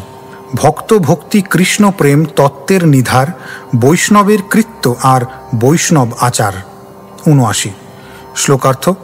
ভগবত ভক্ত, ভগবত ভক্তি, কৃষ্ণ প্রেম, বৈষ্ণবের কৃত্য এবং বৈষ্ণব আচার, এই সমস্ত তত্ত্ব তোমাকে নির্ধারণ করতে হবে। শ্লোক ৮০। কৃষ্ণ ভক্তি, কৃষ্ণ প্রেম সেবা প্রবর্তন, লুপ্ত তীর্থ উদ্ধার আর বৈরাগ্য শিক্ষণ। ৮০। শ্লোকার্থ। তোমাকে কৃষ্ণ ভক্তি এবং কৃষ্ণ প্রেম সেবা প্রবর্তন করতে হবে, লুপ্ত তীর্থ উদ্ধার করতে হবে এবং বৈরাগ্য বিদ্যা শিক্ষা দিতে হবে। শ্লোক ৮১। নিজ প্রিয় স্থান মোর মথুরা বৃন্দাবন, তাহা এত ধর্ম চাহি করিতে প্রচারণ। ৮১। শ্লোকার্থ। মথুরা এবং বৃন্দাবন আমার অত্যন্ত প্রিয় স্থান, সেখানে আমি এই সমস্ত ধর্ম প্রচার করতে চাই। তাৎপর্য। শ্রীচৈতন্য মহাপ্রভু শ্রীল সনাতন গোস্বামীকে দিয়ে বহু কার্য সম্পাদন করতে চেয়েছিলেন। মানুষকে কিভাবে ভগবত ভক্ত হতে হয়, ভগবত ভক্তি সম্পাদন করতে হয় এবং কৃষ্ণপ্রেম লাভ করতে হয় তা শিক্ষা দেবার জন্যে সনাতন গোস্বামী প্রথমে বৃহৎ ভাগবতামৃত নামক একটি গ্রন্থ প্রণয়ন করেছিলেন। তারপর বৈষ্ণবের কিভাবে আচরণ করা উচিত তা শিক্ষা দেবার জন্য বহু শাস্ত্র প্রমাণ সংগ্রহ করে তিনি হরিভক্তি বিলাস প্রণয়ন করেছিলেন। শ্রীল সনাতন গোস্বামীর প্রচেষ্টার প্রভাবেই বৃন্দাবনের সমস্ত লুপ্ততীর্থ উদ্ধার হয়েছিল। তিনি বৃন্দাবনে প্রথম বিগ্রহ মদনমোহন প্রতিষ্ঠা করেছিলেন এবং তার ব্যক্তিগত আচরণ দ্বারা সর্বতোভাবে ভগবানের প্রেমময়ী সেবায় যুক্ত হওয়ার মাধ্যমে বৈরাগ্য বিদ্যা শিক্ষা দিয়েছিলেন। তার ব্যক্তিগত দৃষ্টান্তের দ্বারা তিনি শিক্ষা দিয়েছিলেন কিভাবে বৃন্দাবনে বাস করে ভগবত ভক্তি আচরণ করতে হয়। শ্রীচৈতন্য মহাপ্রভুর প্রধান উদ্দেশ্য ছিল কৃষ্ণ ভক্তি প্রচার। মথুরা এবং বৃন্দাবন শ্রীকৃষ্ণের প্রিয় স্থান, তাই এই দুইটি স্থান শ্রীচৈতন্য মহাপ্রভুরও অত্যন্ত প্রিয়, কিন্তু তিনি তাদের মহিমা সনাতন গোস্বামীর মাধ্যমে প্রচার করতে চেয়েছিলেন। শ্লোক ৮২। মাতার আজ্ঞায় আমি বসি নীলাচলে, তাহা ধর্ম শিখাইতে নাহি নিজ বলে। ৮২। শ্লোকার্থ। আমার মায়ের আদেশে আমি জগন্নাথ পুরীতে বাস করছি, তাই মথুরা এবং বৃন্দাবনে গিয়ে ধর্ম আচরণ শিক্ষা দেবার ক্ষমতা আমার নেই। শ্লোক ৮৩। এত সব কর্ম আমি যে দেহে করিমু, তাহা ছাড়িতে চাহ তুমি কেমনে সহিমু। ৮৩। শ্লোকার্থ: যে দেহের মাধ্যমে আমি এই সমস্ত কার্য করাতে চাই, সেই দেহ তুমি ত্যাগ করতে চাও, তা আমি কিভাবে সহ্য করব? শ্লোক 84। তবে সনাতন কহে তোমাকে নমস্কারে, তোমার গম্ভীর হৃদয়ে কে বুঝিতে পারে। 84। শ্লোকার্থ: তখন সনাতন গোস্বামী শ্রীচৈতন্য মহাপ্রভুকে বললেন, আমি আপনাকে আমার সশ্রদ্ধ প্রণতি নিবেদন করি। আপনার হৃদয়ের গভীর পরিকল্পনাসমূহ কে বুঝতে পারে? শ্লোক 85 এবং 86। কাষ্ঠের পুতলি যেন কুহকে নাচায়, আপনে না জানে পুতলি কি বা নাচে গায়। 85। যারা জইছে নাচাও সে তৈছে করে নর্তনে, কইছে নাচে কে বা নাচায় সেহ নাহি জানে। 86। শ্লোকার্থ: বাজিকর যেভাবে কাঠের পুতুল নাচায়, পুতুল নিজে জানে না সে কি নাচে কি গায়, তেমনি আপনি যেভাবে যাকে নাচান সে সেইভাবে নাচে। কিভাবে সে নাচে অথবা কে তাকে নাচায় সে তা জানে না। কোন কোন কার্য তুমি করো কোন দ্বারে, তুমি না জানাইলে কেহ জানিতে না পারে। 90। এতাদৃশ তুমি ইহারে করিয়াছ অঙ্গীকার, এত সৌভাগ্য ইহা না হয় কাহার। 91। শ্লোকার্থ: হরিদাস ঠাকুর বললেন, আমরা মিথ্যা অহংকারে মত্ত হয়ে আমাদের ক্ষমতার গর্ব করি। প্রকৃতপক্ষে আপনার গভীর উদ্দেশ্য বুঝতে পারি না। কাকে দিয়ে যে আপনি কোন কাজ করাবেন তা আপনি না জানালে কেউ জানতে পারে না। এইভাবে যে আপনি একে অঙ্গীকার করেছেন সেরকম সৌভাগ্য কারোর হয় না। শ্লোক 92। তবে মহাপ্রভু করি দুহারে আলিঙ্গন, মধ্যাহ্ন করিতে উঠি করিলা গমন। 92। শ্লোকার্থ: তারপর মহাপ্রভু হরিদাস ঠাকুর এবং সনাতন গোস্বামীকে আলিঙ্গন করে মধ্যাহ্নকৃত সমাপন করতে সেখান থেকে বিদায় নিলেন। শ্লোক 93 থেকে 97। সনাতনে কহে হরিদাস করি আলিঙ্গন, তোমার ভাগ্যের সীমা না যায় কথন। 93। তোমার দেহ কহেন প্রভু মোর নিজ ধন, তোমা সম ভাগ্যবান নাহি কোনো জন। 94। নিজ দেহে যে কার্য না পারেন করিতে, সে কার্য করাইবে তোমা সেহ মথুরাতে। 95। যে করাইতে চাহে ঈশ্বর সেই সিদ্ধ হয়, তোমার সৌভাগ্য এই কহিলু নিশ্চয়। 96। ভক্তি সিদ্ধান্ত শাস্ত্র আচার নির্ণয়, তোমা দ্বারে করাইবেন বুঝিলু আশয়। 97। শ্লোকার্থ: সনাতন গোস্বামীকে আলিঙ্গন করে হরিদাস ঠাকুর বললেন, তোমার সৌভাগ্যের পরিধি ভাষায় বর্ণনা করা যায় না। মহাপ্রভু তোমার দেহকে তার নিজের সম্পদ বলে মনে করেন। তোমার মতো ভাগ্যবান আর কেউ নেই। মহাপ্রভু তার নিজের দেহের দ্বারা যে কাজ সম্পাদন করতে পারেন না, সেই কাজ তিনি তোমার দ্বারা সম্পাদন করবেন, এবং তাও মথুরা মণ্ডলে। ভগবান যা করাতে চান তাই হয়, এমনই তোমারই সৌভাগ্য। আমি নিশ্চিতভাবে বলছি, আমি বুঝতে পারছি যে তিনি তোমার দ্বারা ভগবত ভক্তির সিদ্ধান্ত এবং শাস্ত্রবিধির আচার স্থাপন করাবেন। শ্লোক 98। আমার এই দেহ প্রভুর কার্যে না লাগিল, ভারতভূমিতে জন্মি এই দেহ ব্যর্থ হইল। 98। শ্লোকার্থ: আমার এই দেহ মহাপ্রভুর কাজে লাগলো না। ভারতভূমিতে জন্মগ্রহণ করা সত্ত্বেও আমার এই দেহ ব্যর্থ হল। তাৎপর্য: ভারতভূমির মহিমা আদিলীলায় 9ম অধ্যায় 41তম শ্লোকে এবং শ্রীমদ্ ভাগবতে 5ম স্কন্ধ 19তম অধ্যায় 19 থেকে 27তম শ্লোকে বর্ণিত হয়েছে। ভারতভূমিতে জন্মগ্রহণ করার বৈশিষ্ট্য হচ্ছে যে সেখানে জন্মগ্রহণ করার ফলে আপনা থেকেই ভগবত ভক্তি লাভ হয়। ভারতবর্ষের সর্বত্র, বিশেষ করে তীর্থস্থানগুলিতে সাধারণ অশিক্ষিত মানুষও কৃষ্ণ ভাবনাময় এবং কৃষ্ণ ভক্তকে দর্শন করা মাত্র তারা তাকে প্রণতি নিবেদন করে। ভারতবর্ষে গঙ্গা, যমুনা, নর্মদা, কাবেরী এবং কৃষ্ণা প্রমুখ বহু পবিত্র নদী রয়েছে, এবং সেই সমস্ত নদীতে স্নান করার ফলে মানুষ জড়জগতের বন্ধন মুক্ত হয়ে কৃষ্ণ ভক্তি লাভ করে। তাই শ্রীচৈতন্য মহাপ্রভু বলেছেন, ভারত ভূমিতে হইল মনুষ্য জন্ম যার, জন্ম সার্থক করি কর পর উপকার। ভারতবর্ষের পবিত্র ভূমিতে যারা জন্মগ্রহণ করেছেন তাদের কর্তব্য হচ্ছে তাদের জন্ম সার্থক করে পরোপকার করা। তাদের উচিত সম্পূর্ণভাবে বৈদিক জ্ঞান হৃদয়ঙ্গম করে তাদের ভগবত ভক্তির অভিজ্ঞতা সারা পৃথিবী জুড়ে বিতরণ করা। সারা পৃথিবীর মানুষ আজ উন্মত্তের মতো ইন্দ্রিয় সুখভোগের চেষ্টায় লিপ্ত রয়েছে এবং তার ফলে তারা তাদের দুর্লভ মনুষ্য জন্ম লাভের পরম সৌভাগ্য হেলায় নষ্ট করছে। তার ফলে তারা পরবর্তী জীবনে পশু অথবা পশুর অধম শরীর প্রাপ্ত হবে। মানুষের হৃদয়ে ভগবত চেতনা বা কৃষ্ণ ভক্তির উন্মেষ করার মাধ্যমে এই পাশবিক সভ্যতার প্রকোপ থেকে মানব সমাজকে রক্ষা করতে হবে। এই উদ্দেশ্য নিয়েই কৃষ্ণ ভাবনামৃত আন্দোলন শুরু হয়েছে। তাই সর্বোচ্চ স্তরে নিরপেক্ষ মানুষদের উচিত কৃষ্ণ ভাবনামৃত আন্দোলনের উদ্দেশ্য সম্বন্ধে অবগত হয়ে মানব সমাজের মঙ্গলের জন্য সর্বতোভাবে এই আন্দোলনের সহযোগিতা করা। শ্লোক 99 থেকে 101। সনাতন কহে তোমা সম কেবা আছে আন, মহাপ্রভুর গণে তুমি মহাভাগ্যবান। 99। অবতার কার্যপ্রভুর নাম প্রচারে, সেই নিজ কার্যপ্রভু করেন তোমার দ্বারে। 100। প্রত্যহ করো 3 লক্ষ নাম সংকীর্তন, সবার আগে করো নামের মহিমা কথন। 101। শ্লোকার্থ।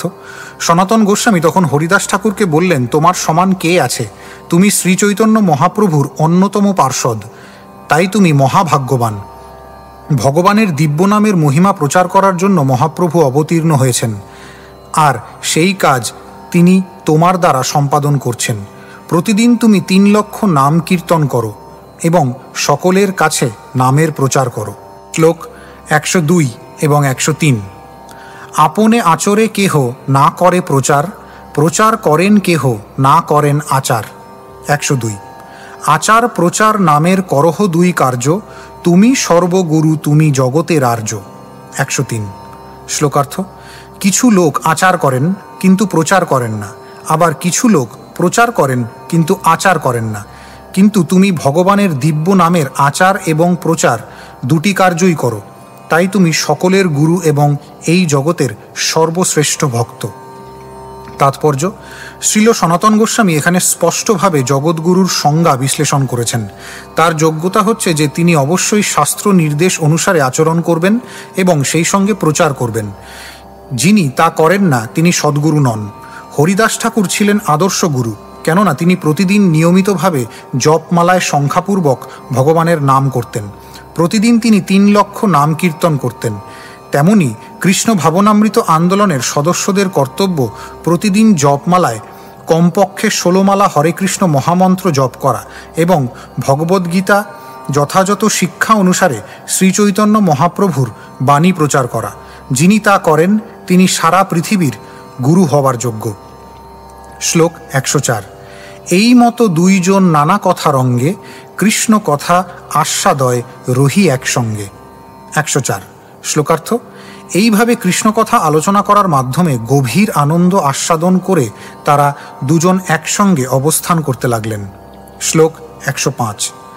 যাত্রাকালে আইলা সব গৌড়ের ভক্তগণ, পূর্ববৎ কইলা সবে রথযাত্রা দর্শন। 105। শ্লোকার্থ। রথযাত্রার সময় গৌড় দেশের সমস্ত ভক্তরা এলেন এবং পূর্ববৎ রথযাত্রা দর্শন করলেন। শ্লোক 106। রথ অগ্রে প্রভু তৈছে করিলা নর্তন, দেখি চমৎকার হইল সনাতনের মন। 106। শ্লোকার্থ। রথযাত্রার সময় শ্রীচৈতন্য মহাপ্রভু সেইভাবে শ্রী জগন্নাথ দেবের রথের সম্মুখে নৃত্য করলেন এবং তা দর্শন করে সনাতন গোস্বামী চমৎকৃত হলেন। শ্লোক 107। বর্ষার 4 মাস রহিলা সব নিজ ভক্তগণে, সবা সঙ্গে প্রভু মিলাইলা সনাতনে। 107। শ্লোকার্থ। বর্ষার 4 মাস গৌড়বঙ্গের ভক্তরা জগন্নাথপুরীতে রইলেন এবং শ্রীচৈতন্য মহাপ্রভু তাদের সকলের সঙ্গে সনাতন গোস্বামীর পরিচয় করিয়ে দিলেন। শ্লোক 108 থেকে 110। অদ্বৈত নিত্যানন্দ শ্রীবাস বক্রেশ্বর, বাসুদেব মুরারি রাঘব দামোদর। 108। পুরী ভারতী স্বরূপ পণ্ডিত গদাধর, সার্বভৌম রামানন্দ জগদানন্দ শঙ্কর। 109। কাশীশ্বর গোবিন্দাদি যত ভক্তগণ সবাসনে সনাতনের করাইলা মিলন। 110। শ্লোকার্থ। অদ্বৈত আচার্য নিত্যানন্দ প্রভু, শ্রীবাস পণ্ডিত, বক্রেশ্বর পণ্ডিত, বাসুদেব দত্ত, মুরারি গুপ্ত, রাঘব পণ্ডিত, দামোদর পণ্ডিত, পুরী গোসাই, ভারতী গোসাই, স্বরূপ দামোদর, গদাধর পণ্ডিত, সার্বভৌম ভট্টাচার্য, রামানন্দ রায়, জগদানন্দ পণ্ডিত, শঙ্কর পণ্ডিত, কাশীশ্বর গোস্বামী, গোবিন্দ আদি সমস্ত ভক্তদের সঙ্গে সনাতন গোস্বামীর পরিচয় করিয়ে দিলেন। শ্লোক 111। যথাযোগ্য করাইল সবার চরণ বন্দন, তারে করাইলা সবার কৃপার ভাজন। 111। শ্লোকার্থ। শ্রী চৈতন্য মহাপ্রভু সনাতন গোস্বামীকে দিয়ে তাদের সকলের শ্রী পাদপদ্ম বন্দনা করালেন এবং তাকে তাদের সকলের কৃপা পাত্রে পরিণত করলেন। শ্লোক 112। সদ্গুণে পাণ্ডিত্যে সবার প্রিয় সনাতন, যথাযোগ্য কৃপা মৈত্রী গৌরব ভাজন। 112। শ্লোকার্থ। তার সদ্গুণ এবং পাণ্ডিত্যের জন্য সনাতন গোস্বামী সকলের প্রিয় ছিলেন এবং তিনি তাদের যথাযোগ্য কৃপা, মৈত্রী এবং গৌরবের পাত্র হয়েছিলেন। শ্লোক 113। সকল বৈষ্ণব যবে গৌড় দেশে গেলা, সনাতন মহাপ্রভুর চরণে রহিলা। 113। শ্লোকার্থ। সমস্ত বৈষ্ণবেরা যখন রথযাত্রার পর গৌড় দেশে ফিরে গেলেন, সনাতন গোস্বামী তখন শ্রীচৈতন্য মহাপ্রভুর শ্রীপাদপদ্মের আশ্রয়ে রইলেন। শ্লোক 114। দোলযাত্রা আদি প্রভুর সঙ্গেতে দেখিল, দিনে দিনে প্রভু সঙ্গে আনন্দ বাড়িল। 114। শ্লোকার্থ। সনাতন গোস্বামী শ্রীচৈতন্য মহাপ্রভুর সঙ্গে দোলযাত্রা আদি উৎসব দর্শন করলেন। এইভাবে শ্রীচৈতন্য মহাপ্রভুর সান্নিধ্যে তার আনন্দ বর্ধিত হতে লাগল। শ্লোক 115। পূর্বে বৈশাখ মাসে সনাতন যবে আইলা, জ্যেষ্ঠ মাসে প্রভু তারে পরীক্ষা করিলা। 115। শ্লোকার্থ। বৈশাখ মাসে সনাতন গোস্বামী শ্রীচৈতন্য মহাপ্রভুর দর্শন করার জন্য জগন্নাথ পুরীতে এসেছিলেন এবং জ্যৈষ্ঠ মাসে শ্রীচৈতন্য মহাপ্রভু তাকে পরীক্ষা করেছিলেন। শ্লোক 116। জ্যেষ্ঠ মাসে প্রভু যমেশ্বর টোটা আইলা, ভক্ত অনুরোধে তাহা ভিক্ষা যে করিলা। 116। শ্লোকার্থ। জ্যেষ্ঠ মাসে শ্রীচৈতন্য মহাপ্রভু যমেশ্বর শিবের উদ্যানে এসেছিলেন এবং ভক্তদের অনুরোধে সেখানে প্রসাদ গ্রহণ করেছিলেন। শ্লোক 117। মধ্যাহ্ন ভিক্ষাকালে সনাতনে বোলাইল, প্রভু বোলাইলা তার আনন্দ বাড়িল। 117। শ্লোকার্থ। মধ্যাহ্নে প্রসাদ গ্রহণ করার সময় শ্রীচৈতন্য মহাপ্রভু সনাতন গোস্বামীকে ডেকে পাঠিয়েছিলেন এবং মহাপ্রভু তাকে এইভাবে ডাকায় তার মহা আনন্দ হয়েছিল। শ্লোক 118। মধ্যাহ্নে সমুদ্র বালি হয়াছে অগ্নিসম, সেই পথে সনাতন করিলা গমন। 118। শ্লোকার্থ। মধ্যাহ্নে সমুদ্র উপকূলের বালু আগুনের মতো উত্তপ্ত হয়েছিল এবং সেই পথ দিয়ে সনাতন গোস্বামী পায়ে হেঁটে মহাপ্রভুর কাছে গিয়েছিলেন। শ্লোক 119। প্রভু বোলায় আছে এই আনন্দিত মনে, তপ্ত বালুকাতে পা পড়ে তাহা নাহি জানে। 119। শ্লোকার্থ। শ্রীচৈতন্য মহাপ্রভু তাকে ডেকে পাঠিয়েছেন এই আনন্দে মগ্ন থাকার ফলে তপ্ত বালুকায় যে তার পা পুড়ে যাচ্ছিল তা সনাতন গোস্বামী অনুভব করেননি। শ্লোক 120। দুই পায়ে ফোসকা হইল তবু গেলা প্রভু স্থানে, ভিক্ষা করি মহাপ্রভু করিয়াছেন বিশ্রামে। 120। শ্লোকার্থ। তপ্ত বালুকার উপর হাঁটার ফলে তার দুই পায়ে ফোসকা পড়ে গিয়েছিল, কিন্তু তবুও তিনি শ্রীচৈতন্য মহাপ্রভুর কাছে গিয়েছিলেন এবং সেখানে গিয়ে দেখলেন যে শ্রীচৈতন্য মহাপ্রভু মধ্যাহ্ন ভোজনের পর বিশ্রাম করছেন। শ্লোক 121। ভিক্ষা অবশেষ পাত্র গোবিন্দ তারে দিলা, প্রসাদ পায়া সনাতন প্রভু পাশে আইলা। 121। শ্লোকার্থ। শ্রীচৈতন্য মহাপ্রভুর অবশিষ্ট পাত্র গোবিন্দ সনাতন গোস্বামীকে দিলেন এবং প্রসাদ পেয়ে সনাতন গোস্বামী শ্রীচৈতন্য মহাপ্রভুর কাছে এলেন। শ্লোক 122। প্রভু কহে কোন পথে আইলা সনাতন, তেহ কহে সমুদ্র পথে করিলু আগমন। 122। শ্লোকার্থ। শ্রীচৈতন্য মহাপ্রভু যখন তাকে জিজ্ঞাসা করলেন তুমি কোন পথ দিয়ে এসেছ, তখন সনাতন গোস্বামী উত্তর দিয়েছিলেন সমুদ্র তীরের পথ দিয়ে আমি এসেছি। শ্লোক 123। প্রভু কহে তপ্ত বালুকাতে কেমনে আইলা, সিংহ দ্বারের পথ শীতল কেনে না আইলা। 123। শ্লোকার্থ। শ্রীচৈতন্য মহাপ্রভু তখন তাকে জিজ্ঞাসা করলেন, তুমি কেন তপ্ত বালুকার উপর দিয়ে হেঁটে এলে? সিংহদ্বারের পথ দিয়ে কেন এলে না? সেই পথ তো শীতল ছিল। তাৎপর্য: শ্রী জগন্নাথ মন্দিরের পূর্ব দিকের প্রধান দ্বারটিকে সিংহদ্বার বলা হয়। শ্লোক 124। তপ্ত বালুকায় তোমার পায়ে হইল ব্রণ, চলিতে না পারো কেমনে করিলা সহন। 124। শ্লোকার্থ। তপ্ত বালুকায় তোমার পায়ে ফোস্কা পড়েছে, এখন তুমি চলতে পারছো না, কিভাবে তুমি তা সহ্য করলে? শ্লোক 125। সনাতন কহে দুঃখ বহুত না পাইলু, পায়ে ব্রণ হয়াছে তাহা না জানিলু। 125। শ্লোকার্থ। শ্রীল সনাতন গোস্বামী উত্তর দিলেন, আমি কোনো বেদনা অনুভব করিনি, এমনকি আমার পায়ে যে ফোস্কা পড়েছে তা আমি জানতেই পারিনি। শ্লোক 126। সিংহদ্বারে যাইতে মোর নাহি অধিকার, বিশেষে ঠাকুরের তাহা সেবকের প্রচার। 126। শ্লোকার্থ। সিংহদ্বারের সামনে দিয়ে যাবার অধিকার আমার নেই, কেননা শ্রী জগন্নাথের সেবকেরা সর্বদা সেখান দিয়ে যাতায়াত করেন। শ্লোক 127। সেবক গতা গতি করে নাহি অবসর, তার স্পর্শ হইলে সর্বনাশ হবে মোর। 127। শ্লোকার্থ। সেই পথ দিয়ে অনবরত সেবকেরা যাতায়াত করে, যদি আমি কোনো মতে তাদের ছুঁয়ে ফেলি তাহলে আমার সর্বনাশ হবে। তাৎপর্য: এখানে স্পষ্টভাবে ইঙ্গিত করা হয়েছে যে মন্দিরের পূজারীদের সবসময় সম্পূর্ণভাবে শুচি থাকতে সচেতন থাকা উচিত এবং বাইরের কোনো লোককে স্পর্শ করা উচিত নয়। সনাতন গোস্বামী এবং হরিদাস ঠাকুর পূর্বে মুসলমানদের সঙ্গ করার ফলে নিজেদের ম্লেচ্ছ এবং জবন বলে মনে করতেন এবং তাই তারা শ্রী জগন্নাথ মন্দিরে প্রবেশ করতেন না, এমনকি মন্দিরের সামনের পথ দিয়ে যাতায়াতও করতেন না। প্রচলিত প্রথা অনুসারে ভারতবর্ষে মন্দিরের পূজারীরা বাইরের কোনো লোককে স্পর্শ পর্যন্ত করেন না এবং বাইরের লোককে স্পর্শ করে মন্দিরে প্রবেশ করেন না। মন্দিরে ভগবানের বিগ্রহ আরাধনার এটি একটি গুরুত্বপূর্ণ অঙ্গ। শ্লোক 128 থেকে 130। শুনি মহাপ্রভু মনে সন্তোষ পাইলা, তুষ্ট হয়া তারে কিছু কহিতে লাগিলা। 128। যদ্যপিও তুমি হও জগৎ পাবন, তোমা স্পর্শে পবিত্র হয় দেব মুনিগণ। 129। তথাপি ভক্ত স্বভাব মর্যাদা রক্ষণ, মর্যাদা পালন হয় সাধুর ভূষণ। 130। শ্লোকার্থ।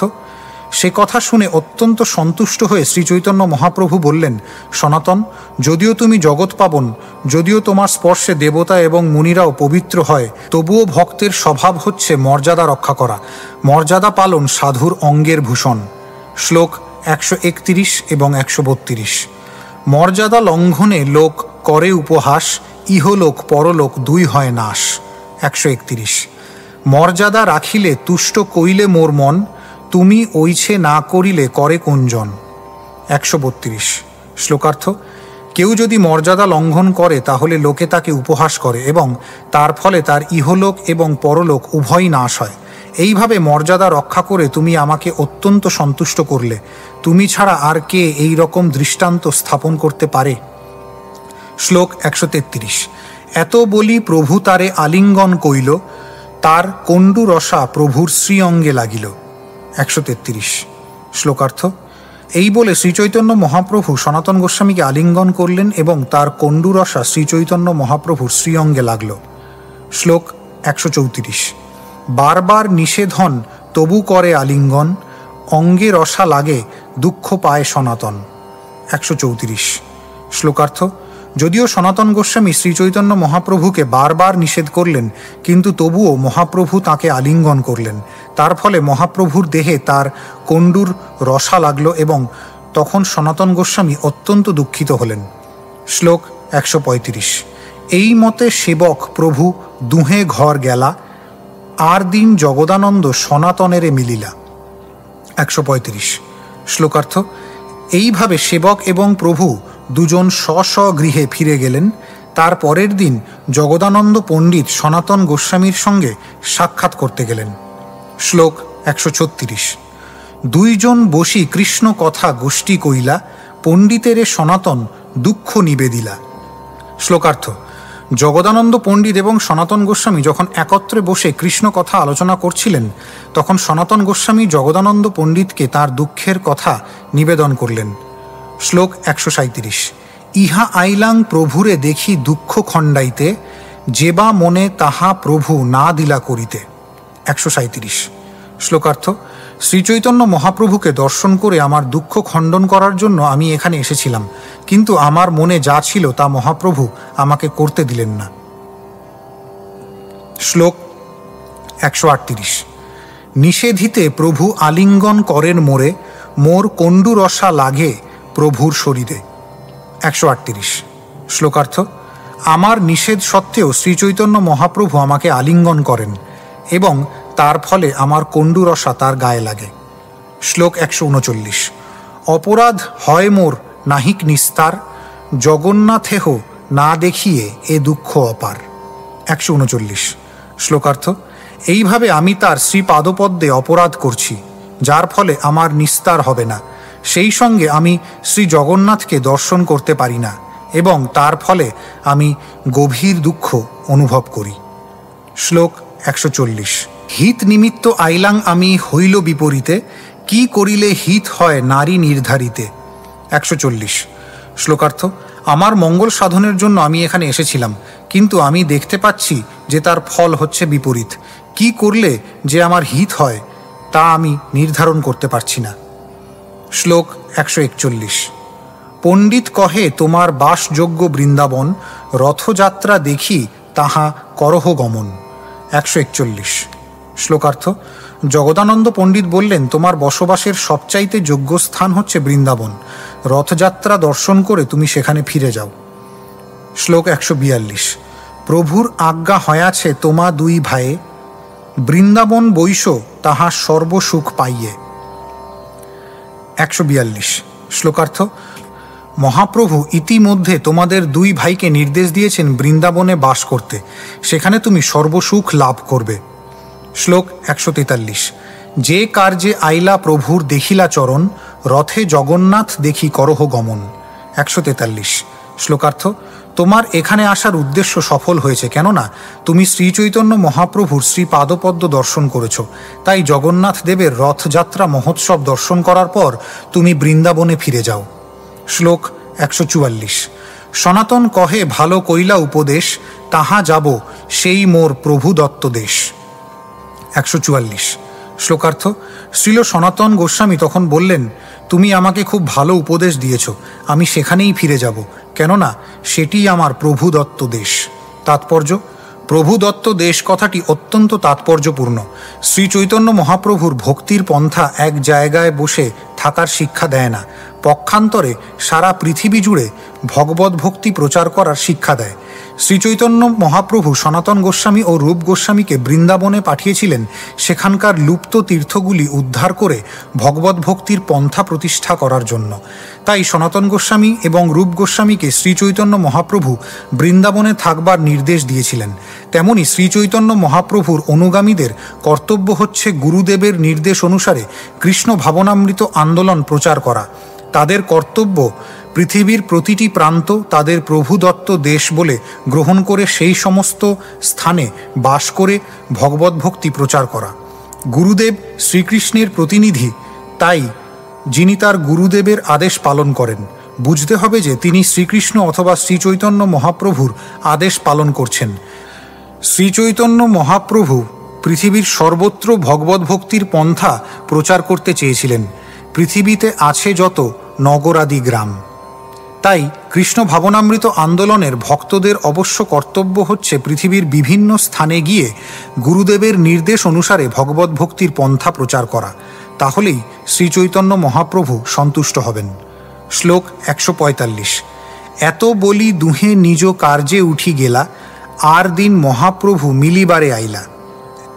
145। শ্লোকার্থ: এইভাবে আলোচনা করে সনাতন গোস্বামী এবং জগদানন্দ পণ্ডিত তাদের নিজ নিজ কার্য সম্পাদন করতে চলে গেলেন। তার পরের দিন শ্রীচৈতন্য মহাপ্রভু হরিদাস ঠাকুর এবং সনাতন গোস্বামীর সঙ্গে দেখা করতে এলেন। শ্লোক 146। হরিদাস কইলা প্রভুর চরণ বন্দন, হরিদাসে কইলা প্রভু প্রেম আলিঙ্গন। 146। শ্লোকার্থ: হরিদাস ঠাকুর শ্রীচৈতন্য মহাপ্রভুর শ্রীপাদপদ্মে প্রণতি নিবেদন করে তার চরণ কমল বন্দনা করলেন এবং শ্রীচৈতন্য মহাপ্রভু অপ্রাকৃত প্রেমে আবিষ্ট হয়ে তাকে আলিঙ্গন করলেন। শ্লোক 147। দূর হইতে দণ্ড পরনাম করে সনাতন, প্রভু বোলায় বারবার করিতে আলিঙ্গন। 147। শ্লোকার্থ। দূর থেকে সনাতন গোস্বামী শ্রীচৈতন্য মহাপ্রভুকে দণ্ডবৎ প্রণতি নিবেদন করলেন এবং মহাপ্রভু তাকে আলিঙ্গন করার জন্য বারবার ডাকতে লাগলেন। শ্লোক 148। অপরাধ ভয়ে তেহ মিলিতে না আইল, মহাপ্রভু মিলিবারে সেই ঠাঁই গেল। 148। শ্লোকার্থ। অপরাধের ভয়ে সনাতন গোস্বামী শ্রীচৈতন্য মহাপ্রভুর কাছে গেলেন না, তখন শ্রীচৈতন্য মহাপ্রভু তাকে আলিঙ্গন করার জন্য তার কাছে গেলেন। শ্লোক 149। সনাতন ভাগী পাছে করেন গমন, বলাৎকারে ধরি প্রভু কইলা আলিঙ্গন। 149। শ্লোকার্থ। তখন সনাতন গোস্বামী সেখান থেকে ছুটে পালিয়ে যাওয়ার চেষ্টা করলেন, কিন্তু শ্রীচৈতন্য মহাপ্রভু বলপূর্বক তাকে ধরে আলিঙ্গন করলেন। শ্লোক 150 এবং 151। দুইজন লয়া প্রভু বসিলা পিণ্ডাতে, নির্বিন্ন সনাতন লাগিলা কহিতে। 150। হিত লাগি আইনু মই হইল বিপরীত, সেবাযোগ্য নহি অপরাধ কর নীতি নীতি। 151। শ্লোকার্থ। তাদের দুজনকে নিয়ে শ্রীচৈতন্য মহাপ্রভু এক পবিত্র বেদির ওপর বসলেন। তখন বিষয় বিরক্ত সনাতন গোস্বামী বলতে লাগলেন, আমি আমার মঙ্গল সাধন করার জন্য এসেছিলাম, কিন্তু আমি দেখতে পাচ্ছি যে তার ফল হচ্ছে বিপরীত। আমি সেবা করার যোগ্য নই, আমি কেবল দিনের পর দিন অপরাধ করে যাচ্ছি। শ্লোক 152। সহজে নীচ জাতি মুই দুষ্ট পাপাশয়, মোরে তুমি ছুইলে মোর অপরাধ হয়। 152। শ্লোকার্থ। আমি স্বভাবত নীচ কুলোদ্ভূত, আমার প্রকৃতি অত্যন্ত দুষ্ট এবং আমি পাপাশয়, তাই আপনি যদি আমাকে স্পর্শ করেন তাহলে আমার অপরাধ হয়। শ্লোক 153। তাহাতে আমার অঙ্গে কণ্ডু রসা রক্ত চলে, তোমার অঙ্গে লাগে তবু স্পর্শহ তুমি বলে। 153। শ্লোকার্থ। তার উপর আমার দেহের কণ্ডু থেকে রস রক্ত খরিত হয়, তা আপনার শ্রীঅঙ্গে লাগে, কিন্তু তবুও আপনি আমাকে বলপূর্বক স্পর্শ করেন। শ্লোক 154। বিভৎস স্পর্শিতে না করো ঘৃণা লেশে, এই অপরাধে মোর হবে সর্বনাশে। 154। শ্লোকার্থ।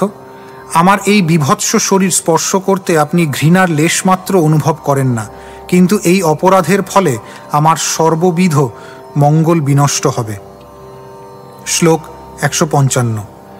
তাতে ইহা রহিলে মোর না হয় কল্যাণ, আজ্ঞা দেহ রথ দেখি যাং বৃন্দাবন। 155। শ্লোকার্থ। তাই আমি বুঝতে পারছি যে এখানে থাকলে আমার কল্যাণ হবে না, তাই আপনি আমাকে রথযাত্রার পর বৃন্দাবনে ফিরে যেতে অনুমতি দিন। শ্লোক 156। জগদানন্দ পণ্ডিতে আমি যুক্তি পুছিল, বৃন্দাবন যাইতে তেহ উপদেশ দিল। 156। শ্লোকার্থ। এই বিষয়ে আমি জগদানন্দ পণ্ডিতের সাথেও আলোচনা করেছি এবং তিনিও আমাকে বৃন্দাবনে ফিরে যেতে উপদেশ দিয়েছেন। শ্লোক 157। এত শুনি মহাপ্রভু সরস অন্তরে, জগদানন্দে ক্রুদ্ধ হয়া করে তিরস্কারে। 157। শ্লোকার্থ। সে কথা শুনে রুষ্ট হয়ে শ্রীচৈতন্য মহাপ্রভু জগদানন্দ পণ্ডিতকে তিরস্কার করতে লাগলেন। শ্লোক 158 এবং 159। কালিকার বটুয়া জগা ওইছে গর্বী হইল, তোমা সবারেহ উপদেশ করিতে লাগিল। 158। ব্যবহারে পরমার্থে তুমি তার গুরু তুল্য, তোমারে উপদেশে না জানে আপন মূল্য। 159। শ্লোকার্থ। কালকের বালক জগার, জগদানন্দ পণ্ডিতের, এমনই গর্ব হয়েছে যে সে তোমার মতো ব্যক্তিকে উপদেশ দিতে শুরু করেছে। আচার ব্যবহারে এবং পারমার্থিক উন্নতি অনুসারে তুমি তার গুরুতুল্য, অথচ সে তোমাকে উপদেশ দেয়। সে তার নিজের মূল্য জানে না। শ্লোক 160। আমার উপদেশটা তুমি প্রামাণিক আর্য, তোমার এহ উপদেশে বালকা করে ওইছে কার্য। 160। শ্লোকার্থ। তুমি আমার উপদেশটা, কেননা তুমি তত্ত্ববেত্তা মহাত্মা, আর সে বালক তোমাকে উপদেশ দিতে সাহস করে। শ্লোক 161 এবং 162। শুনি সনাতন পায়ে ধরি প্রভুরে কহিল, জগদানন্দের সৌভাগ্য আজি সে জানিল। 161। আপনার অসৌভাগ্য আজি হইল জ্ঞান, জগতে নাহি জগদানন্দ সমভাগ্যবান। 162। শ্লোকার্থ। শ্রীচৈতন্য মহাপ্রভু যখন জগদানন্দ পণ্ডিতকে এইভাবে তিরস্কার করছিলেন, তখন সনাতন গোস্বামী তার পায়ে ধরে বললেন, আজ আমি জগদানন্দের সৌভাগ্য এবং আমার অসৌভাগ্য সম্বন্ধে অবগত হলাম। এই জগতে জগদানন্দের মতো ভাগ্যবান আর কেউ নেই। শ্লোক 163। জগদানন্দে পিয়াও আত্মীয়তা সুধারস, মোরে পিয়াও গৌরব স্তুতি নিম্ব নিষিন্দারস। 163। শ্লোকার্থ। জগদানন্দকে আপনি আপনার আত্মীয়তার রূপ অমৃত রস পান করান, আর আমাকে প্রশংসা ও স্তুতিবাক্য দান করে আপনি আমাকে নিম ও নিষিন্দার তিক্ত রস পান করান। শ্লোক 164। আজিহ নহিল মোরে আত্মীয়তা জ্ঞান, মোর অভাগ্য তুমি স্বতন্ত্র ভগবান। 164। শ্লোকার্থ। আমাকে যে আপনি আপনার আপনজন বলে গ্রহণ করেননি সে আমার পরম দুর্ভাগ্য। সে সম্বন্ধে আমার কিছুই করার নেই, কেননা আপনি সর্বতোভাবে স্বতন্ত্রভাবে পরমেশ্বর ভগবান। শ্লোক 165। শুনি মহাপ্রভু কিছু লজ্জিত হইলা মনে, তারে সন্তোষিতে কিছু বলেন বচনে। 165। শ্লোকার্থ। সে কথা শুনে শ্রীচৈতন্য মহাপ্রভু লজ্জিত হলেন এবং তার সন্তুষ্টি বিধানের জন্য তাকে বললেন। শ্লোক 166। জগদানন্দ প্রিয় আমার নহে তোমা হইতে, মর্যাদা লঙ্ঘন আমি না পারি সহিতে। 166। শ্লোকার্থ। সনাতন জগদানন্দ আমার কাছে তোমার থেকে অধিক প্রিয় নয়, আমি মর্যাদা লঙ্ঘন সহ্য করতে পারি না। শ্লোক 167। কাহা তুমি প্রামাণিক শাস্ত্রে প্রবীণ, কাহা জগা কালিকার বটুয়া নবীন। 167। শ্লোকার্থ। কোথায় তুমি শাস্ত্রতত্ত্ববেত্তা মহাজন, আর কোথায় জগা কালকের নবীন বালক। শ্লোক 168। আমাকে হো বুঝাইতে তুমি ধরো শক্তি, কত ঠাঁই বুঝায়াছ ব্যবহার ভক্তি। 168। শ্লোকার্থ। তুমি আমাকেও শিক্ষা দেবার শক্তি ধরো, কত জায়গায় তুমি ভগবত ভক্তির আচরণ শিক্ষা দিয়েছ। শ্লোক 169। তোমারে উপদেশ করে না যায় সহন, অতএব তারে আমি করিয়ে ভর্ৎসন। 169। শ্লোকার্থ। সে যে তোমাকে উপদেশ দিতে সাহস করে তা আমি সহ্য করতে পারি না, তাই আমি তাকে ভর্ৎসনা করছি। শ্লোক 170। বহিরঙ্গ জ্ঞানে তোমারে না করি স্তবন, তোমার গুণে স্তুতি করায় জইছে তোমার গুণ। 170। শ্লোকার্থ। তোমাকে পর বলে মনে করে আমি তোমার স্তুতি করছি না, তোমার গুণাবলী আমাকে তোমার গুণ কীর্তন করাচ্ছে। শ্লোক 171। যদ্যপি কাহার মমতা বহু জনে হয়, প্রীতি স্বভাবে কাহাতে কোনো ভবদয়। 171। শ্লোকার্থ। যদিও বহু লোকের প্রতি কারোর মমতা থাকতে পারে, কিন্তু স্বাভাবিক প্রীতি অনুসারে এক একজনের প্রতি এক এক প্রকার ভাবের উদয় হয়। শ্লোক 172। তোমার দেহ তুমি করো বিভৎস জ্ঞান, তোমার দেহ আমারে লাগে অমৃত সমান। 172। শ্লোকার্থ। তুমি তোমার দেহটি বিভৎস বলে মনে করো, কিন্তু আমার কাছে তা অমৃতের মতো। শ্লোক 173। অপ্রাকৃত দেহ তোমার প্রাকৃত কভু নয়, তথাপি তোমার তাতে প্রাকৃত বুদ্ধি হয়। 173। শ্লোকার্থ। তোমার অপ্রাকৃত দেহ কখনোই প্রাকৃত নয়, কিন্তু তবুও তুমি তা প্রাকৃত বলে মনে করো। তাৎপর্য: সর্বতোভাবে ভগবানের সেবায় যুক্ত হবার ফলে প্রাকৃত দেহ যে কিভাবে অপ্রাকৃতত্ব লাভ করে তা বিশ্লেষণ করে শ্রীল ভক্তিসিদ্ধান্ত হরিদাস ঠাকুর বলেছেন, কৃষ্ণ সেবায় যুক্ত শুদ্ধ ভক্তের নিজ ইন্দ্রিয় সুখভোগের কোনো বাসনাই থাকে না, এবং তাই তিনি সেই উদ্দেশ্যেই কোনো কিছু গ্রহণ করেন না। তিনি কেবল পরমেশ্বর ভগবান শ্রীকৃষ্ণের সুখই বাসনা করেন, এবং শ্রীকৃষ্ণের প্রতি অপ্রাকৃত প্রেমের প্রভাবে তিনি বিভিন্নভাবে আচরণ করেন। কর্মীরা মনে করে যে তাদের জড়দেহটি জড় সুখভোগের একটি যন্ত্র, এবং তাই তারা কঠোর পরিশ্রম করে। ভগবত ভক্তের কিন্তু সেরকম কোনো বাসনাই নেই।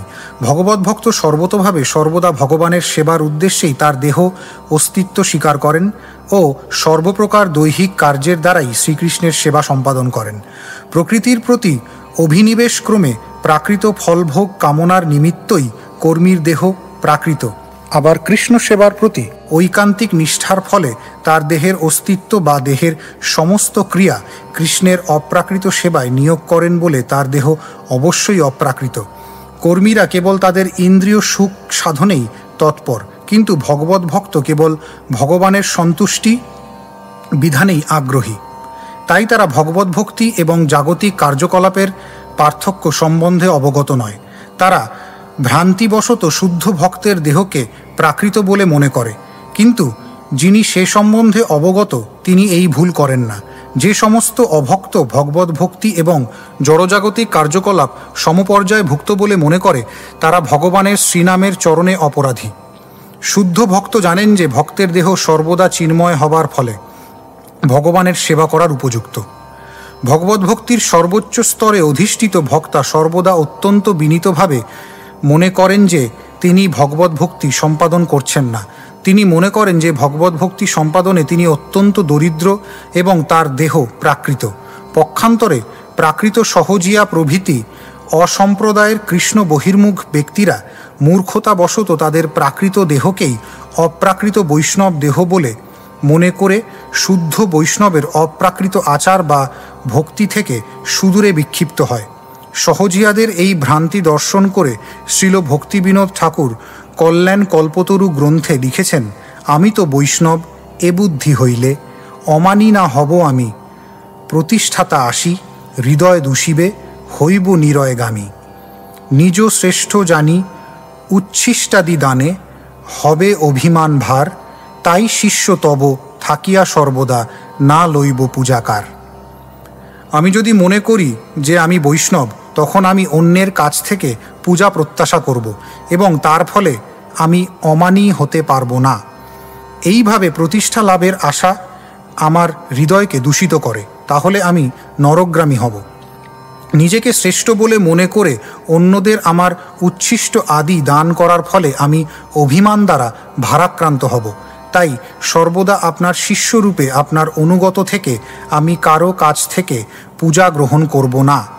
শ্রীল কৃষ্ণদাস কবিরাজ গোস্বামীও অন্তলীলা 20তম অধ্যায় 28তম শ্লোক লিখেছেন, প্রেমের স্বভাব যাহা প্রেমের সম্বন্ধ, সেই মানে কৃষ্ণে মোর নাহি প্রেম গন্ধ।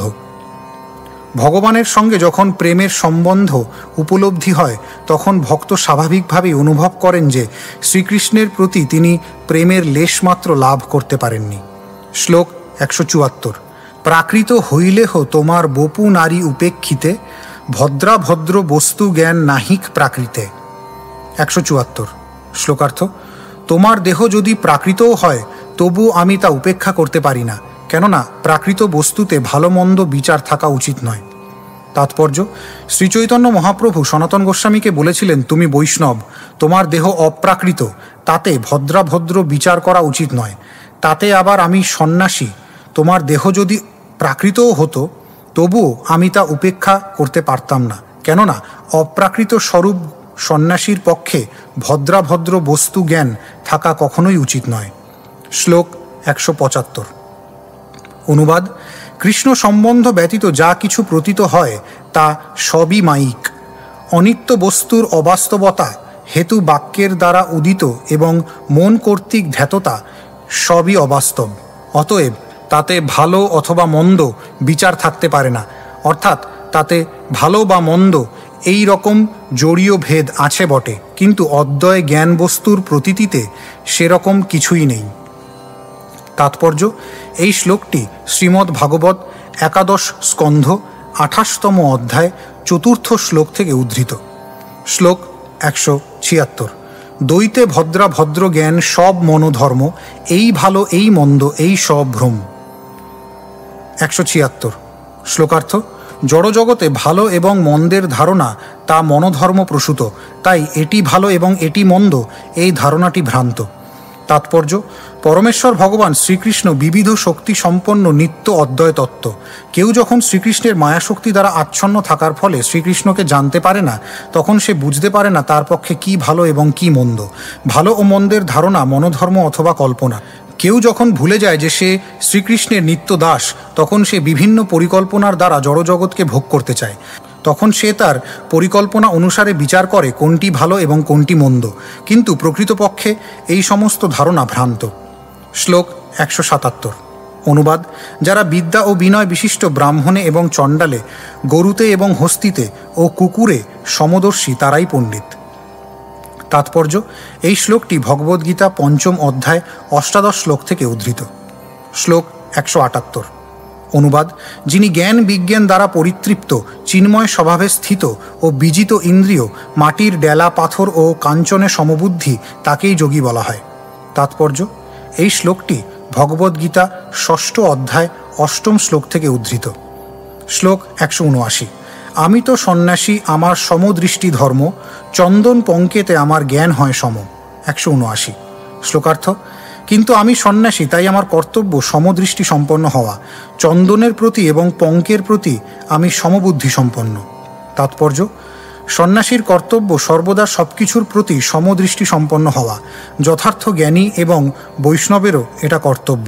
বৈষ্ণব সন্ন্যাসী অথবা জ্ঞানী ব্যক্তির এই জড়জগৎ সম্বন্ধে কোনো ধারণাই নেই, অর্থাৎ জাগতিক বিষয়ে তারা উদাসীন। ইন্দ্রিয় সুখের জন্য তারা চন্দনের প্রতি আসক্ত নন অথবা পঙ্কের প্রতি বিরক্ত নন। জড়বস্তু ভোগ অথবা ত্যাগ কোনোটির প্রতি সন্ন্যাসী, বৈষ্ণব এবং ব্রাহ্মণ আগ্রহী নন। উত্তম ভক্তের কোনো কিছু গ্রহণ করার বাসনা নেই এবং কোনো কিছু বর্জন করারও বাসনা নেই। তার একমাত্র কর্তব্য কৃষ্ণ ভক্তির অনুকূল যা তাই গ্রহণ করা। বৈষ্ণবের কর্তব্য জড়ভোগের প্রতি এবং জড় বিষয় ত্যাগের প্রতি অবিচলিত থেকে পরমেশ্বর ভগবানের সেবা করার প্রতি সর্বদা উৎকণ্ঠিত হওয়া। শ্লোক 180। এই লাগি তোমা ত্যাগ করিতে না জুয়ায়, ঘৃণা বুদ্ধি করি যদি নিজ ধর্ম যায়। 180। শ্লোকার্থ: সেই জন্য আমি তোমাকে ত্যাগ করতে পারি না। আমি যদি তোমাকে ঘৃণা করতাম তাহলে আমি আমার ধর্ম থেকে বিচ্যুত হতাম। শ্লোক 181।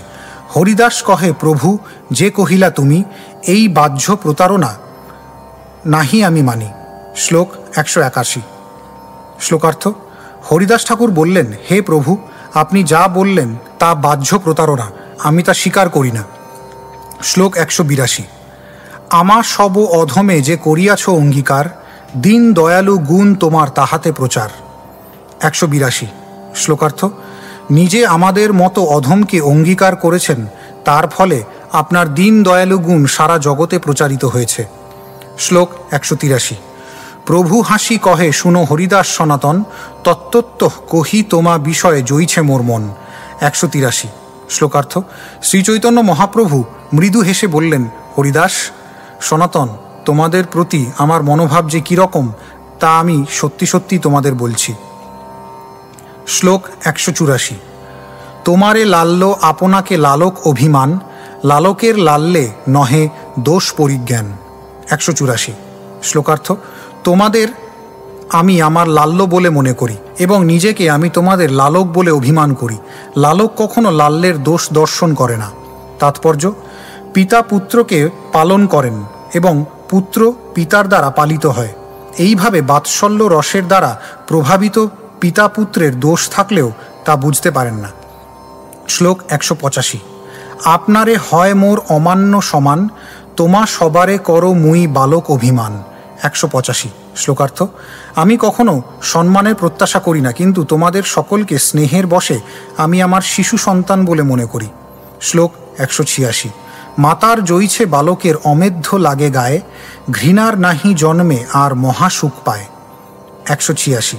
শ্লোকার্থ: শিশু সন্তান যখন মায়ের কোলে মল ও মূত্র ত্যাগ করে তখন মায়ের মনে ঘৃণার উদয় হয় না, পক্ষান্তরে পরিষ্কার করে মহাসুখ পান। শ্লোক 187। লাল্লামেধ্য লালকের চন্দন সমভায়, সনাতনের ক্লেদে আমার ঘৃণা না উপজায়। 187। শ্লোকার্থ: লাল্যের মলমূত্র চন্দনের মতো বলে মনে হয়, তেমনি সনাতনের ক্লেদে আমার ঘৃণার উদ্রেক হয় না। শ্লোক 188। হরিদাস কহে তুমি ঈশ্বর দয়াময়, তোমার গম্ভীর হৃদয় বুঝন না যায়। 188। শ্লোকার্থ। হরিদাস ঠাকুর বললেন, হে প্রভু, আপনি পরমেশ্বর ভগবান এবং আমাদের প্রতি অত্যন্ত দয়াময়। আপনার গভীর স্নেহ কেউই হৃদয়ঙ্গম করতে পারে না। শ্লোক 189। বাসুদেব গলৎকুষ্ঠী তাতে অঙ্গ ক্রীড়াময়, তারে আলিঙ্গন কইলা হয়া সদয়। 189। শ্লোকার্থ। গলৎকুষ্ঠ রোগাক্রান্ত বাসুদেবের অঙ্গ ছিল ক্রীড়াময়, তবুও তার প্রতি সদয় হয়ে আপনি তাকে আলিঙ্গন করেছিলেন। শ্লোক 190। আলিঙ্গিয়া কইলা তার কন্দর্প সম অঙ্গ, বুঝিতে না পারি তোমার কৃপার তরঙ্গ। 190। শ্লোকার্থ। তাকে আলিঙ্গন করে তার দেহ কন্দর্পের মতো সুন্দর করেছিলেন। আপনার কৃপার তরঙ্গ আমরা বুঝতে পারি না। শ্লোক 191। প্রভু কহে বৈষ্ণব দেহ প্রাকৃত কভু নয়, অপ্রাকৃত দেহ ভক্তের চিদানন্দময়। 191। শ্লোকার্থ। শ্রীচৈতন্য মহাপ্রভু বললেন, ভক্তের দেহ কখনোই প্রাকৃত নয়, তা চিদানন্দময় অপ্রাকৃত দেহ। তাৎপর্য: শ্রীচৈতন্য মহাপ্রভু এইখানে হরিদাস এবং সনাতন গোস্বামীকে বুঝিয়েছেন যে ভগবানের সেবায় আত্মনিয়োগ করেছেন যে ভক্ত, তার দেহ কখনোই প্রাকৃত নয়। যেহেতু তিনি সর্বদা ভগবানের সেবায় যুক্ত, তাই তার দেহ অপ্রাকৃত এবং চিদানন্দময়। মন্দিরে উপাসিত ভগবানের শ্রীবিগ্রহ যেমন কাঠ অথবা পাথর নয়, তেমনি ভগবত ভক্তের দেহও জড় নয়। প্রকৃতপক্ষে ভগবানের শ্রীবিগ্রহ পরমেশ্বর ভগবান স্বয়ং, সে সম্বন্ধে কোনো সন্দেহ নেই। এই সম্বন্ধে পদ্মপুরাণে নির্দেশ দেওয়া হয়েছে, অর্চে বিষ্ণুই শিলাধি, গুরুষু নরমতি বৈষ্ণবে জাতি বুদ্ধি যস্য বা নারকিশ। অর্থাৎ ভগবানের অর্চা বিগ্রহ কাঠ অথবা পাথর নয়, তেমনি ভগবানের সেবায় সম্পূর্ণভাবে উৎসর্গীকৃত বৈষ্ণবের দেহ কখনোই জড় নয়। শ্লোক 192। দীক্ষাকালে ভক্ত করে আত্মসমর্পণ, সেই কালে কৃষ্ণ তারে করে আত্মসম। 192। শ্লোকার্থ। দীক্ষার সময় ভক্ত যখন নিজেকে সর্বতোভাবে শ্রীকৃষ্ণের সেবায় উৎসর্গ করেন, তখন শ্রীকৃষ্ণ তাকে নিজের বলে মনে করেন।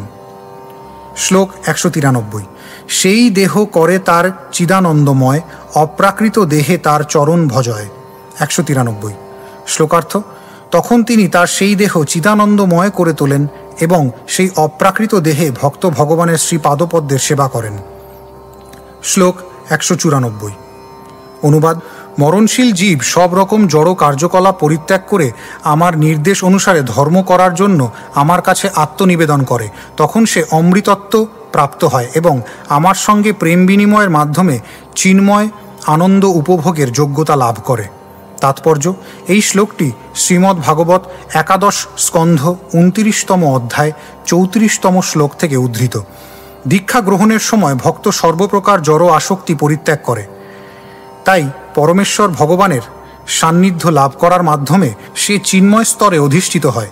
এইভাবে দিব্যজ্ঞান এবং চিন্ময় স্তর লাভ করার ফলে সে সর্বতোভাবে শ্রীকৃষ্ণের চিন্ময় দেহের সেবায় যুক্ত হয়।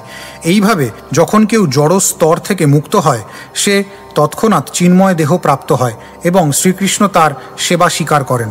কিন্তু যারা জড়জগতের বন্ধনে আবদ্ধ, তাদের সেবা শ্রীকৃষ্ণ গ্রহণ করেন না। ভক্ত যখন সর্বতোভাবে জড় ইন্দ্রিয় তর্পণের বাসনা রহিত হন, তখনই তিনি তার চিন্ময় স্বরূপে ভগবৎ সেবায় যুক্ত হন, কেননা তখন তার সুপ্ত চিন্ময় চেতনার বিকাশ হয়। এই চিন্ময় চেতনার বিকাশের ফলে তার দেহ চিন্ময়ত্ব প্রাপ্ত হয় এবং তখন তিনি পরমেশ্বর ভগবানের সেবার যোগ্যতা অর্জন করেন। কর্মীরা ভক্তের দেহকে জড় বলে মনে করতে পারে, কিন্তু প্রকৃতপক্ষে তা জড় নয়, কেননা জড় ইন্দ্রিয় সুখভোগের প্রতি ভক্তের কোনো আসক্তি নেই। কেউ যদি মনে করে যে শুদ্ধ ভক্তের দেহ জড়, তাহলে সে একজন অপরাধী, কেননা সেটি একটি বৈষ্ণব অপরাধ। এই সম্পর্কে শ্রীল সনাতন গোস্বামীর বৃহৎ ভাগবতামৃত 1ম স্কন্ধ 3য় অধ্যায় 45তম শ্লোক এবং 2য় স্কন্ধ 3য় অধ্যায় 139তম শ্লোকে আলোচনা করা যেতে পারে। শ্লোক 195। সনাতনের দেহে কৃষ্ণ কণ্ডু উপজায়া, আমা পরীক্ষিতে ইহা দিলা পাঠায়া। 195। শ্লোকার্থ। সনাতনের দেহে কণ্ডু প্রকাশ করে শ্রীকৃষ্ণ আমাকে পরীক্ষা করার জন্য তাকে এখানে পাঠিয়েছিলেন। শ্লোক 196। ঘৃণা করি আলিঙ্গন না করিতাম যবে, কৃষ্ণ ঠাই অপরাধ দণ্ড পাইতাম তবে। 196। শ্লোকার্থ: তাকে ঘৃণা করে আমি যদি আলিঙ্গন না করতাম তাহলে শ্রীকৃষ্ণের কাছে অপরাধ করার ফলে আমাকে দণ্ড ভোগ করতে হতো। শ্লোক 197। পারিষদ দেহ এই না হয় দুর্গন্ধ, প্রথম দিবসে পাইলু চ্যুতঃ সমগন্ধ। 197। শ্লোকার্থ: সনাতন শ্রীকৃষ্ণের পার্ষদ, তাই তার দেহে কোনো দুর্গন্ধ থাকতে পারে না। প্রথম দিন যখন আমি তাকে আলিঙ্গন করেছিলাম তখন আমি চন্দন, অগুরু, কস্তুরী এবং কর্পূরের গন্ধ পেয়েছিলাম। তাৎপর্য: ভগবানের পার্ষদ হচ্ছেন তিনি যার দেহ সর্বতোভাবে ভগবানের সেবায় যুক্ত। একজন জড়বাদী কর্মীর দৃষ্টিতে সনাতন গোস্বামীর দেহ কণ্ডুরসায় পূর্ণ দুর্গন্ধময় বলে মনে হতে পারে, কিন্তু শ্রীচৈতন্য মহাপ্রভু তার দেহে চন্দন, অগুরু, কস্তুরী এবং কর্পূরের সুগন্ধ আঘ্রাণ করেছিলেন। গরুড় পুরাণে এই মিশ্রণকে চতুঃসম বলে বর্ণনা করা হয়েছে। কস্তুরিকায়া দ্বৌ ভাগৌ চত্বারশ্চন্দনস্য তু কুঙ্কুমস্য ত্রয়শ্চৈকঃ শশিনস্য চতুঃসমম। 2 ভাগ কস্তুরী, 4 ভাগ চন্দন, 3 ভাগ অগুরু বা কুঙ্কুম এবং 1 ভাগ কর্পূর যখন একত্রে মিশ্রিত হয় তখন তাকে চতুঃসম বলা হয়। এই চতুঃসমের গন্ধ অত্যন্ত মনোরম। হরিভক্তি বিলাসেও 6ষ্ঠ অধ্যায় 115তম শ্লোকে এর উল্লেখ করা হয়েছে। শ্লোক 198। বস্তুত প্রভু যবে কৈলা আলিঙ্গন, তার স্পর্শে গন্ধ হইল চন্দনের সম। 198। শ্লোকার্থ: প্রকৃতপক্ষে শ্রীচৈতন্য মহাপ্রভু যখন সনাতন গোস্বামীকে আলিঙ্গন করেছিলেন তখন তার স্পর্শে তার অঙ্গ চন্দনের মতো সুরভিত হয়েছিল। শ্লোক 199। প্রভু কহে সনাতন না মানিহ দুঃখ, তোমার আলিঙ্গনে আমি পাই বড় সুখ। 199। শ্লোকার্থ: শ্রীচৈতন্য মহাপ্রভু বললেন, সনাতন তুমি মনে দুঃখ পেও না, কেননা আমি যখন তোমাকে আলিঙ্গন করি তখন আমি মহাসুখ পাই। শ্লোক 200। এ বৎসর তুমি ইহা রহ আমা সনে, বৎসর রহি তোমারে আমি পাঠাইমু বৃন্দাবনে। 200। শ্লোকার্থ: 1 বছর তুমি আমার সঙ্গে এখানে জগন্নাথপুরীতে থাকো এবং তারপর আমি তোমাকে বৃন্দাবনে পাঠাবো। শ্লোক 201। এত বলি পুনঃ তারে কৈলা আলিঙ্গন, কণ্ডু গেল অঙ্গ হইল সুবর্ণের সম। 201। শ্লোকার্থ: এই বলে শ্রীচৈতন্য মহাপ্রভু সনাতনকে পুনরায় আলিঙ্গন করলেন এবং তৎক্ষণাৎ সনাতন গোস্বামীর কণ্ডু দূর হল এবং তিনি সুবর্ণের মতো দিব্যকান্তি লাভ করলেন। শ্লোক 202 থেকে 204। দেখি হরিদাস মনে হইলা চমৎকার, প্রভুরে কহেন এই ভঙ্গি যে তোমার। 202। এই ঝাড়িখণ্ডের পানি তুমি খাওয়াইলা, সেই পানি লক্ষ্যে ইহার কণ্ডু উপজাইলা। 203। কণ্ডু করি পরীক্ষা করিলে সনাতনে, এই লীলা ভঙ্গি তোমার কেহ নাহি জানে। 204। শ্লোকার্থ: তা দেখে চমৎকৃত হয়ে হরিদাস ঠাকুর মহাপ্রভুকে বললেন, এমনই অদ্ভুত তোমার লীলা, তুমি সনাতনকে ঝাড়িখণ্ডের জল খাওয়ালে এবং তুমি তার দেহে কণ্ডুরসা প্রকাশ করালে। এইভাবে কণ্ডুরসায় আক্রান্ত করে তুমি সনাতনকে পরীক্ষা করলে। তোমার অপ্রাকৃত লীলা কেউ বুঝতে পারে না। শ্লোক 205। দুহে আলিং গিয়া প্রভু গেলা নিজালয়, প্রভুর গুণ কহে দুহে হয়া প্রেমময়। 205। শ্লোকার্থ: তারপর হরিদাস ঠাকুর এবং সনাতন গোস্বামীকে আলিঙ্গন করে শ্রীচৈতন্য মহাপ্রভু তার গৃহে ফিরে গেলেন। তখন হরিদাস ঠাকুর এবং সনাতন গোস্বামী শ্রীচৈতন্য মহাপ্রভুর প্রেমে মগ্ন হয়ে তার গুণকীর্তন করতে লাগলেন। শ্লোক 206। এই মতো সনাতন রহে প্রভু স্থানে, কৃষ্ণ চৈতন্য গুণ কথা হরিদাস শনে। 206। শ্লোকার্থ: এইভাবে সনাতন গোস্বামী শ্রীচৈতন্য মহাপ্রভুর তত্ত্বাবধানে থেকে হরিদাস ঠাকুরের সঙ্গে শ্রীকৃষ্ণ চৈতন্য মহাপ্রভুর আলোচনা করে মহা আনন্দে কালাতিপাত করতে লাগলেন। শ্লোক 207। দোলযাত্রা দেখি প্রভু তারে বিদায় দিলা, বৃন্দাবনে যে করিবেন সব শিখাইলা। 207। শ্লোকার্থ: দোলযাত্রার পর শ্রীচৈতন্য মহাপ্রভু সনাতন গোস্বামীকে তার বৃন্দাবনে যা কিছু করণীয় সে সম্বন্ধে শিক্ষা দিয়ে তাকে বিদায় দিলেন। শ্লোক 208। যে কালে বিদায় হইলা প্রভুর চরণে, 2 জনার বিচ্ছেদ দশা না যায় বর্ণনে। 208। শ্লোকার্থ: শ্রীচৈতন্য মহাপ্রভুর শ্রীপাদপদ্ম থেকে সনাতন গোস্বামীর বিদায় গ্রহণের দৃশ্য এতই মর্মান্তিক যে তা ভাষায় বর্ণনা করা যায় না। শ্লোক 209। যেই বন পথে প্রভু গেলা বৃন্দাবন, সেই পথে যাইতে মন কইলা সনাতন। 209। শ্লোকার্থ। যেই পথ দিয়ে শ্রী চৈতন্য মহাপ্রভু বৃন্দাবনে গিয়েছিলেন, সনাতন গোস্বামী সেই পথ দিয়ে যেতে মনস্থ করলেন। শ্লোক 210। যে পথে যে গ্রাম নদী শৈল যাহা যেই লীলা, বলভদ্র ভট্ট স্থানে সব লিখি নীলা। 210। শ্লোকার্থ। যে পথে যে গ্রামে যে নদীতে যে পর্বতে শ্রীচৈতন্য মহাপ্রভু যে যে লীলাবিলাস করেছিলেন, সনাতন গোস্বামী তা সমস্ত বলভদ্র ভট্টাচার্যের কাছ থেকে লিখে নিলেন। শ্লোক 211। মহাপ্রভুর ভক্তগণে সবারে মিলিয়া, সেই পথে চলি যায় সে স্থান দেখিয়া। 211। শ্লোকার্থ। শ্রীচৈতন্য মহাপ্রভুর সমস্ত ভক্তদের কাছ থেকে বিদায় নিয়ে সেই পথ দিয়ে সেই সমস্ত স্থান দর্শন করে সনাতন গোস্বামী বৃন্দাবনের অভিমুখে চললেন। তাৎপর্য: শ্রীল ভক্তিবিনোদ ঠাকুর তার শরণাগতির 31তম অধ্যায় 3য় শ্লোকে একটি গান লিখেছেন। গৌর আমার যে সব স্থানে করল ভ্রমণ রঙ্গে, সেসব স্থান হেরিব আমি প্রণয়ী ভক্ত সঙ্গে। শ্রীচৈতন্য মহাপ্রভু যে যে স্থানে লীলাবিলাস করেছেন, সেই সমস্ত স্থান দর্শন করা ভক্তের কর্তব্য।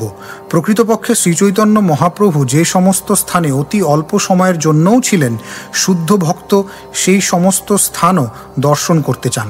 শ্লোক 212। যে যে লীলা প্রভু পথে কইলা যে যে স্থানে, তাহা দেখি প্রেমা বেশ হয় সনাতনে। 212। শ্লোকার্থ। যে যে স্থানে শ্রীচৈতন্য মহাপ্রভু যে যে লীলাবিলাস করেছিলেন, তা দর্শন করে সনাতন গোস্বামী প্রেমাবিষ্ট হলেন। শ্লোক 213।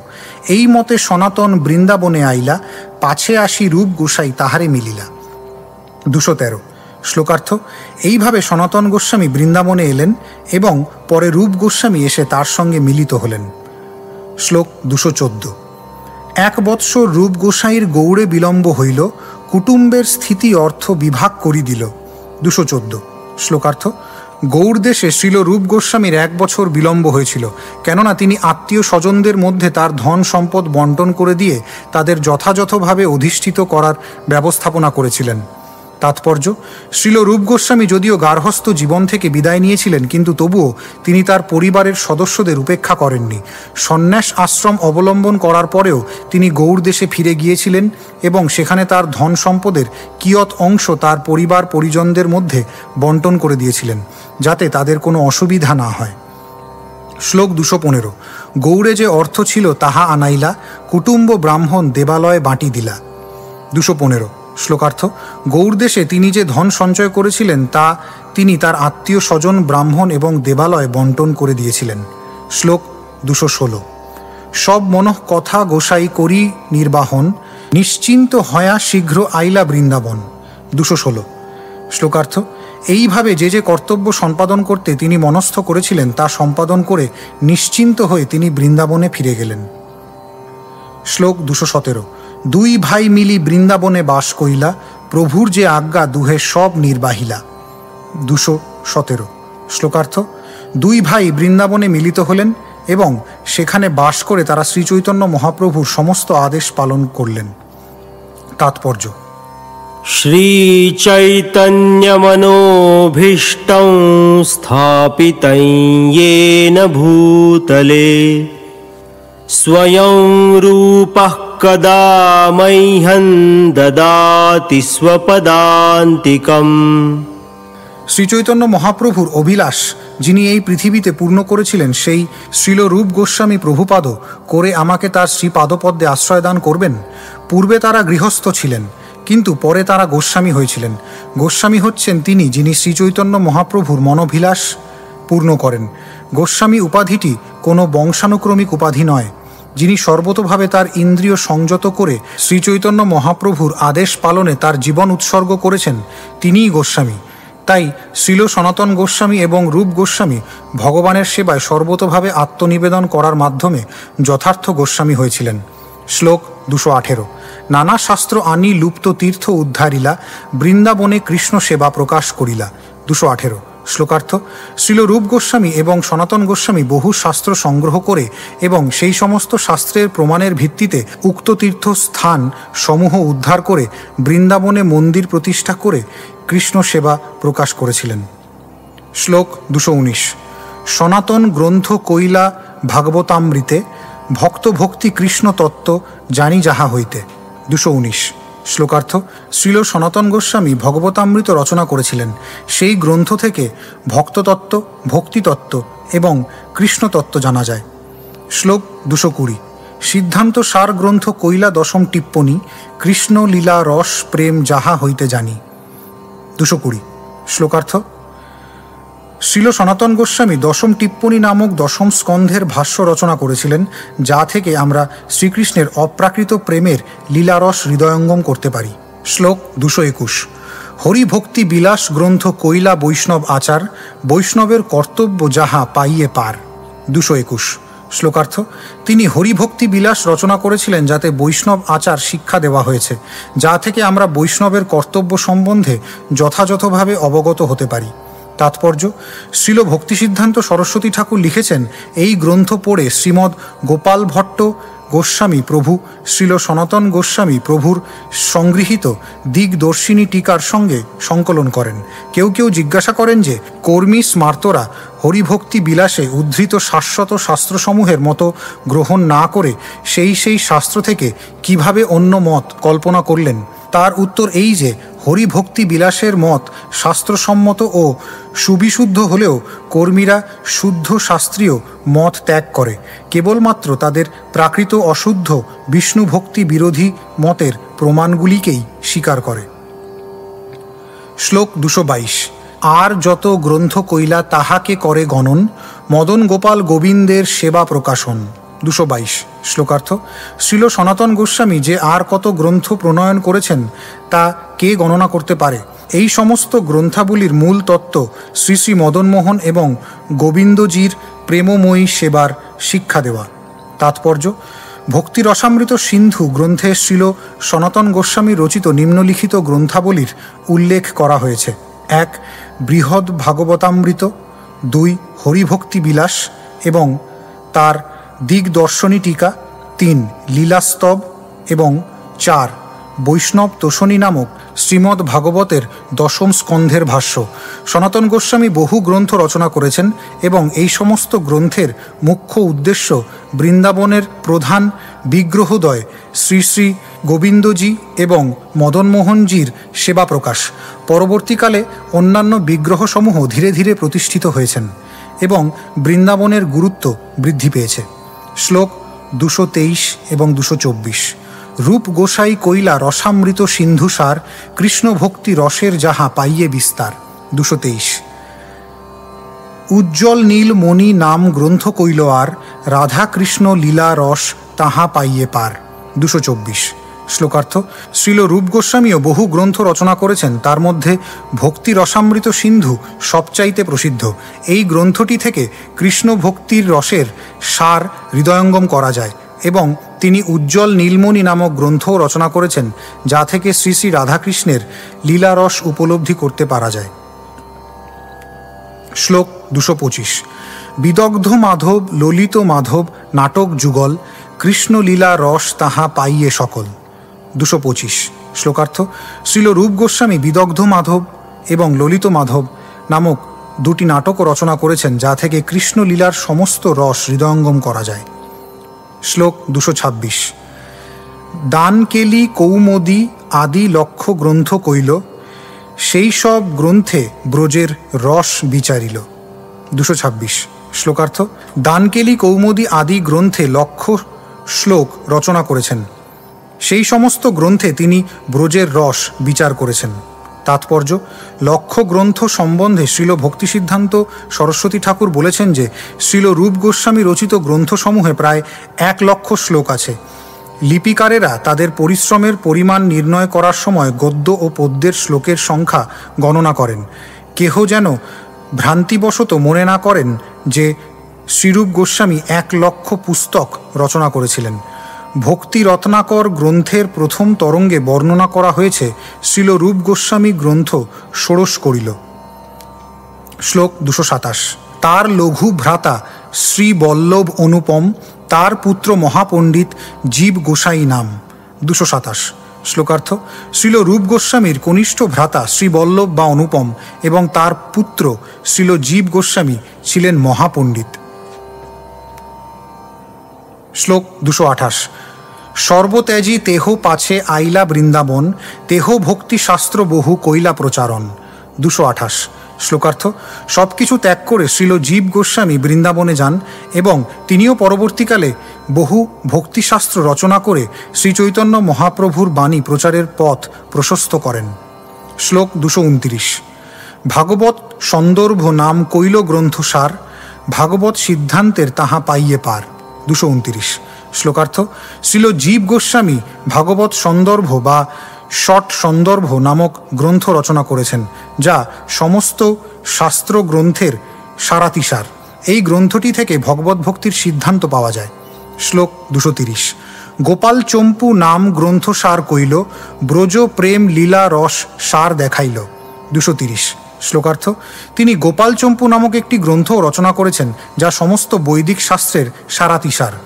এই গ্রন্থটিতে তিনি বৃন্দাবনে শ্রী শ্রী রাধাকৃষ্ণের অপ্রাকৃত লীলার রসসার প্রদর্শন করেছেন। শ্লোক 231। ষট সন্দর্ভে কৃষ্ণপ্রেম তত্ত্ব প্রকাশিল, 4 লক্ষ গ্রন্থ তেহ বিস্তার করিল। 231। শ্লোকার্থ ষট সন্দর্ভ গ্রন্থে শ্রীল জীব গোস্বামী কৃষ্ণপ্রেমের তত্ত্ব প্রকাশ করেছেন। তিনি তার গ্রন্থাবলীতে প্রায় 4 লক্ষ শ্লোক রচনা করেছেন। শ্লোক 232। জীব গোসাই গৌড় হইতে মথুরা চলিলা, নিত্যানন্দ প্রভু ঠাঁই আজ্ঞা মাগিলা। 232। শ্লোকার্থ শ্রীল জীব গোস্বামী তখন গৌড় দেশ থেকে মথুরার উদ্দেশ্যে যাত্রা করেন। তখন তিনি নিত্যানন্দ প্রভুর অনুমতি প্রার্থনা করেছিলেন। শ্লোক 233। প্রভু প্রীত্যে তার মাথে ধরিলা চরণ, রূপ সনাতন সম্বন্ধে কইলা আলিঙ্গন। 233। শ্লোকার্থ শ্রীল জীব গোস্বামী শ্রীল রূপ গোস্বামী ও শ্রীল সনাতন গোস্বামীর সঙ্গে সম্পর্কিত ছিলেন বলেন নিত্যানন্দ প্রভু তার মাথায় তার শ্রীপাদপদ্ম স্থাপন করেন এবং তাকে আলিঙ্গন করেন। শ্লোক 234। আজ্ঞা দিলা শীঘ্র তুমি যাহ বৃন্দাবনে, তোমার বংশে প্রভু দেখিয়াছেন সেই স্থানে। 234। শ্লোকার্থ নিত্যানন্দ প্রভু তাকে আদেশ দিয়েছিলেন, হ্যাঁ শীঘ্রই তুমি বৃন্দাবনে যাও, তোমার বংশকে শ্রীচৈতন্য মহাপ্রভু সেই স্থান দিয়েছেন। শ্লোক 235। তার আজ্ঞায় আইলা আজ্ঞা ফল পাইলা, শাস্ত্র করি কতকাল ভক্তি প্রচারিলা। 235। শ্লোকার্থ শ্রী মন্নিত্যানন্দ প্রভুর আদেশে তিনি বৃন্দাবনে গিয়েছিলেন এবং তার আদেশ পালন করার ফল পেয়েছিলেন। তিনি বহু ভক্তিশাস্ত্র প্রণয়ন করে বৃন্দাবন থেকে ভগবত ভক্তি প্রচার করেছিলেন। শ্লোক 236। এই 3 গুরু আর রঘুনাথ দাস, ইহা সবার চরণ বন্দ যার মুই দাস। 236। শ্লোকার্থ এই 3 জন শ্রীল রূপ গোস্বামী, শ্রীল সনাতন গোস্বামী এবং শ্রীল জীব গোস্বামী আমার গুরু, এবং শ্রীল রঘুনাথ দাস গোস্বামীও আমার গুরু। তাই আমি তাদের সকলের শ্রীপাদপদ্ম বন্দনা করি, কেননা আমি তাদের নিত্য দাস। শ্লোক 237। এই তো কহিলু পুনঃ সনাতন সঙ্গমে, প্রভুর আশয় জানি যাহার শ্রবণে। 237। শ্লোকার্থ এইভাবে আমি শ্রীচৈতন্য মহাপ্রভুর সঙ্গে শ্রীল সনাতন গোস্বামীর পুনঃ মিলন বর্ণনা করলাম, যা শ্রবণ করার ফলে শ্রীচৈতন্য মহাপ্রভুর মনোভাব হৃদয়ঙ্গম করা যায়। শ্লোক 238। চৈতন্য চরিত্র এই ইক্ষুদণ্ড সম, চর্বণ করিতে হয় রস আস্বাদন। 238। শ্লোকার্থ শ্রীচৈতন্য মহাপ্রভুর এই চরিত্র কথা আখের মতো, যা শ্রবণ করলে অপ্রাকৃত রস আস্বাদন করা যায়। শ্লোক 239।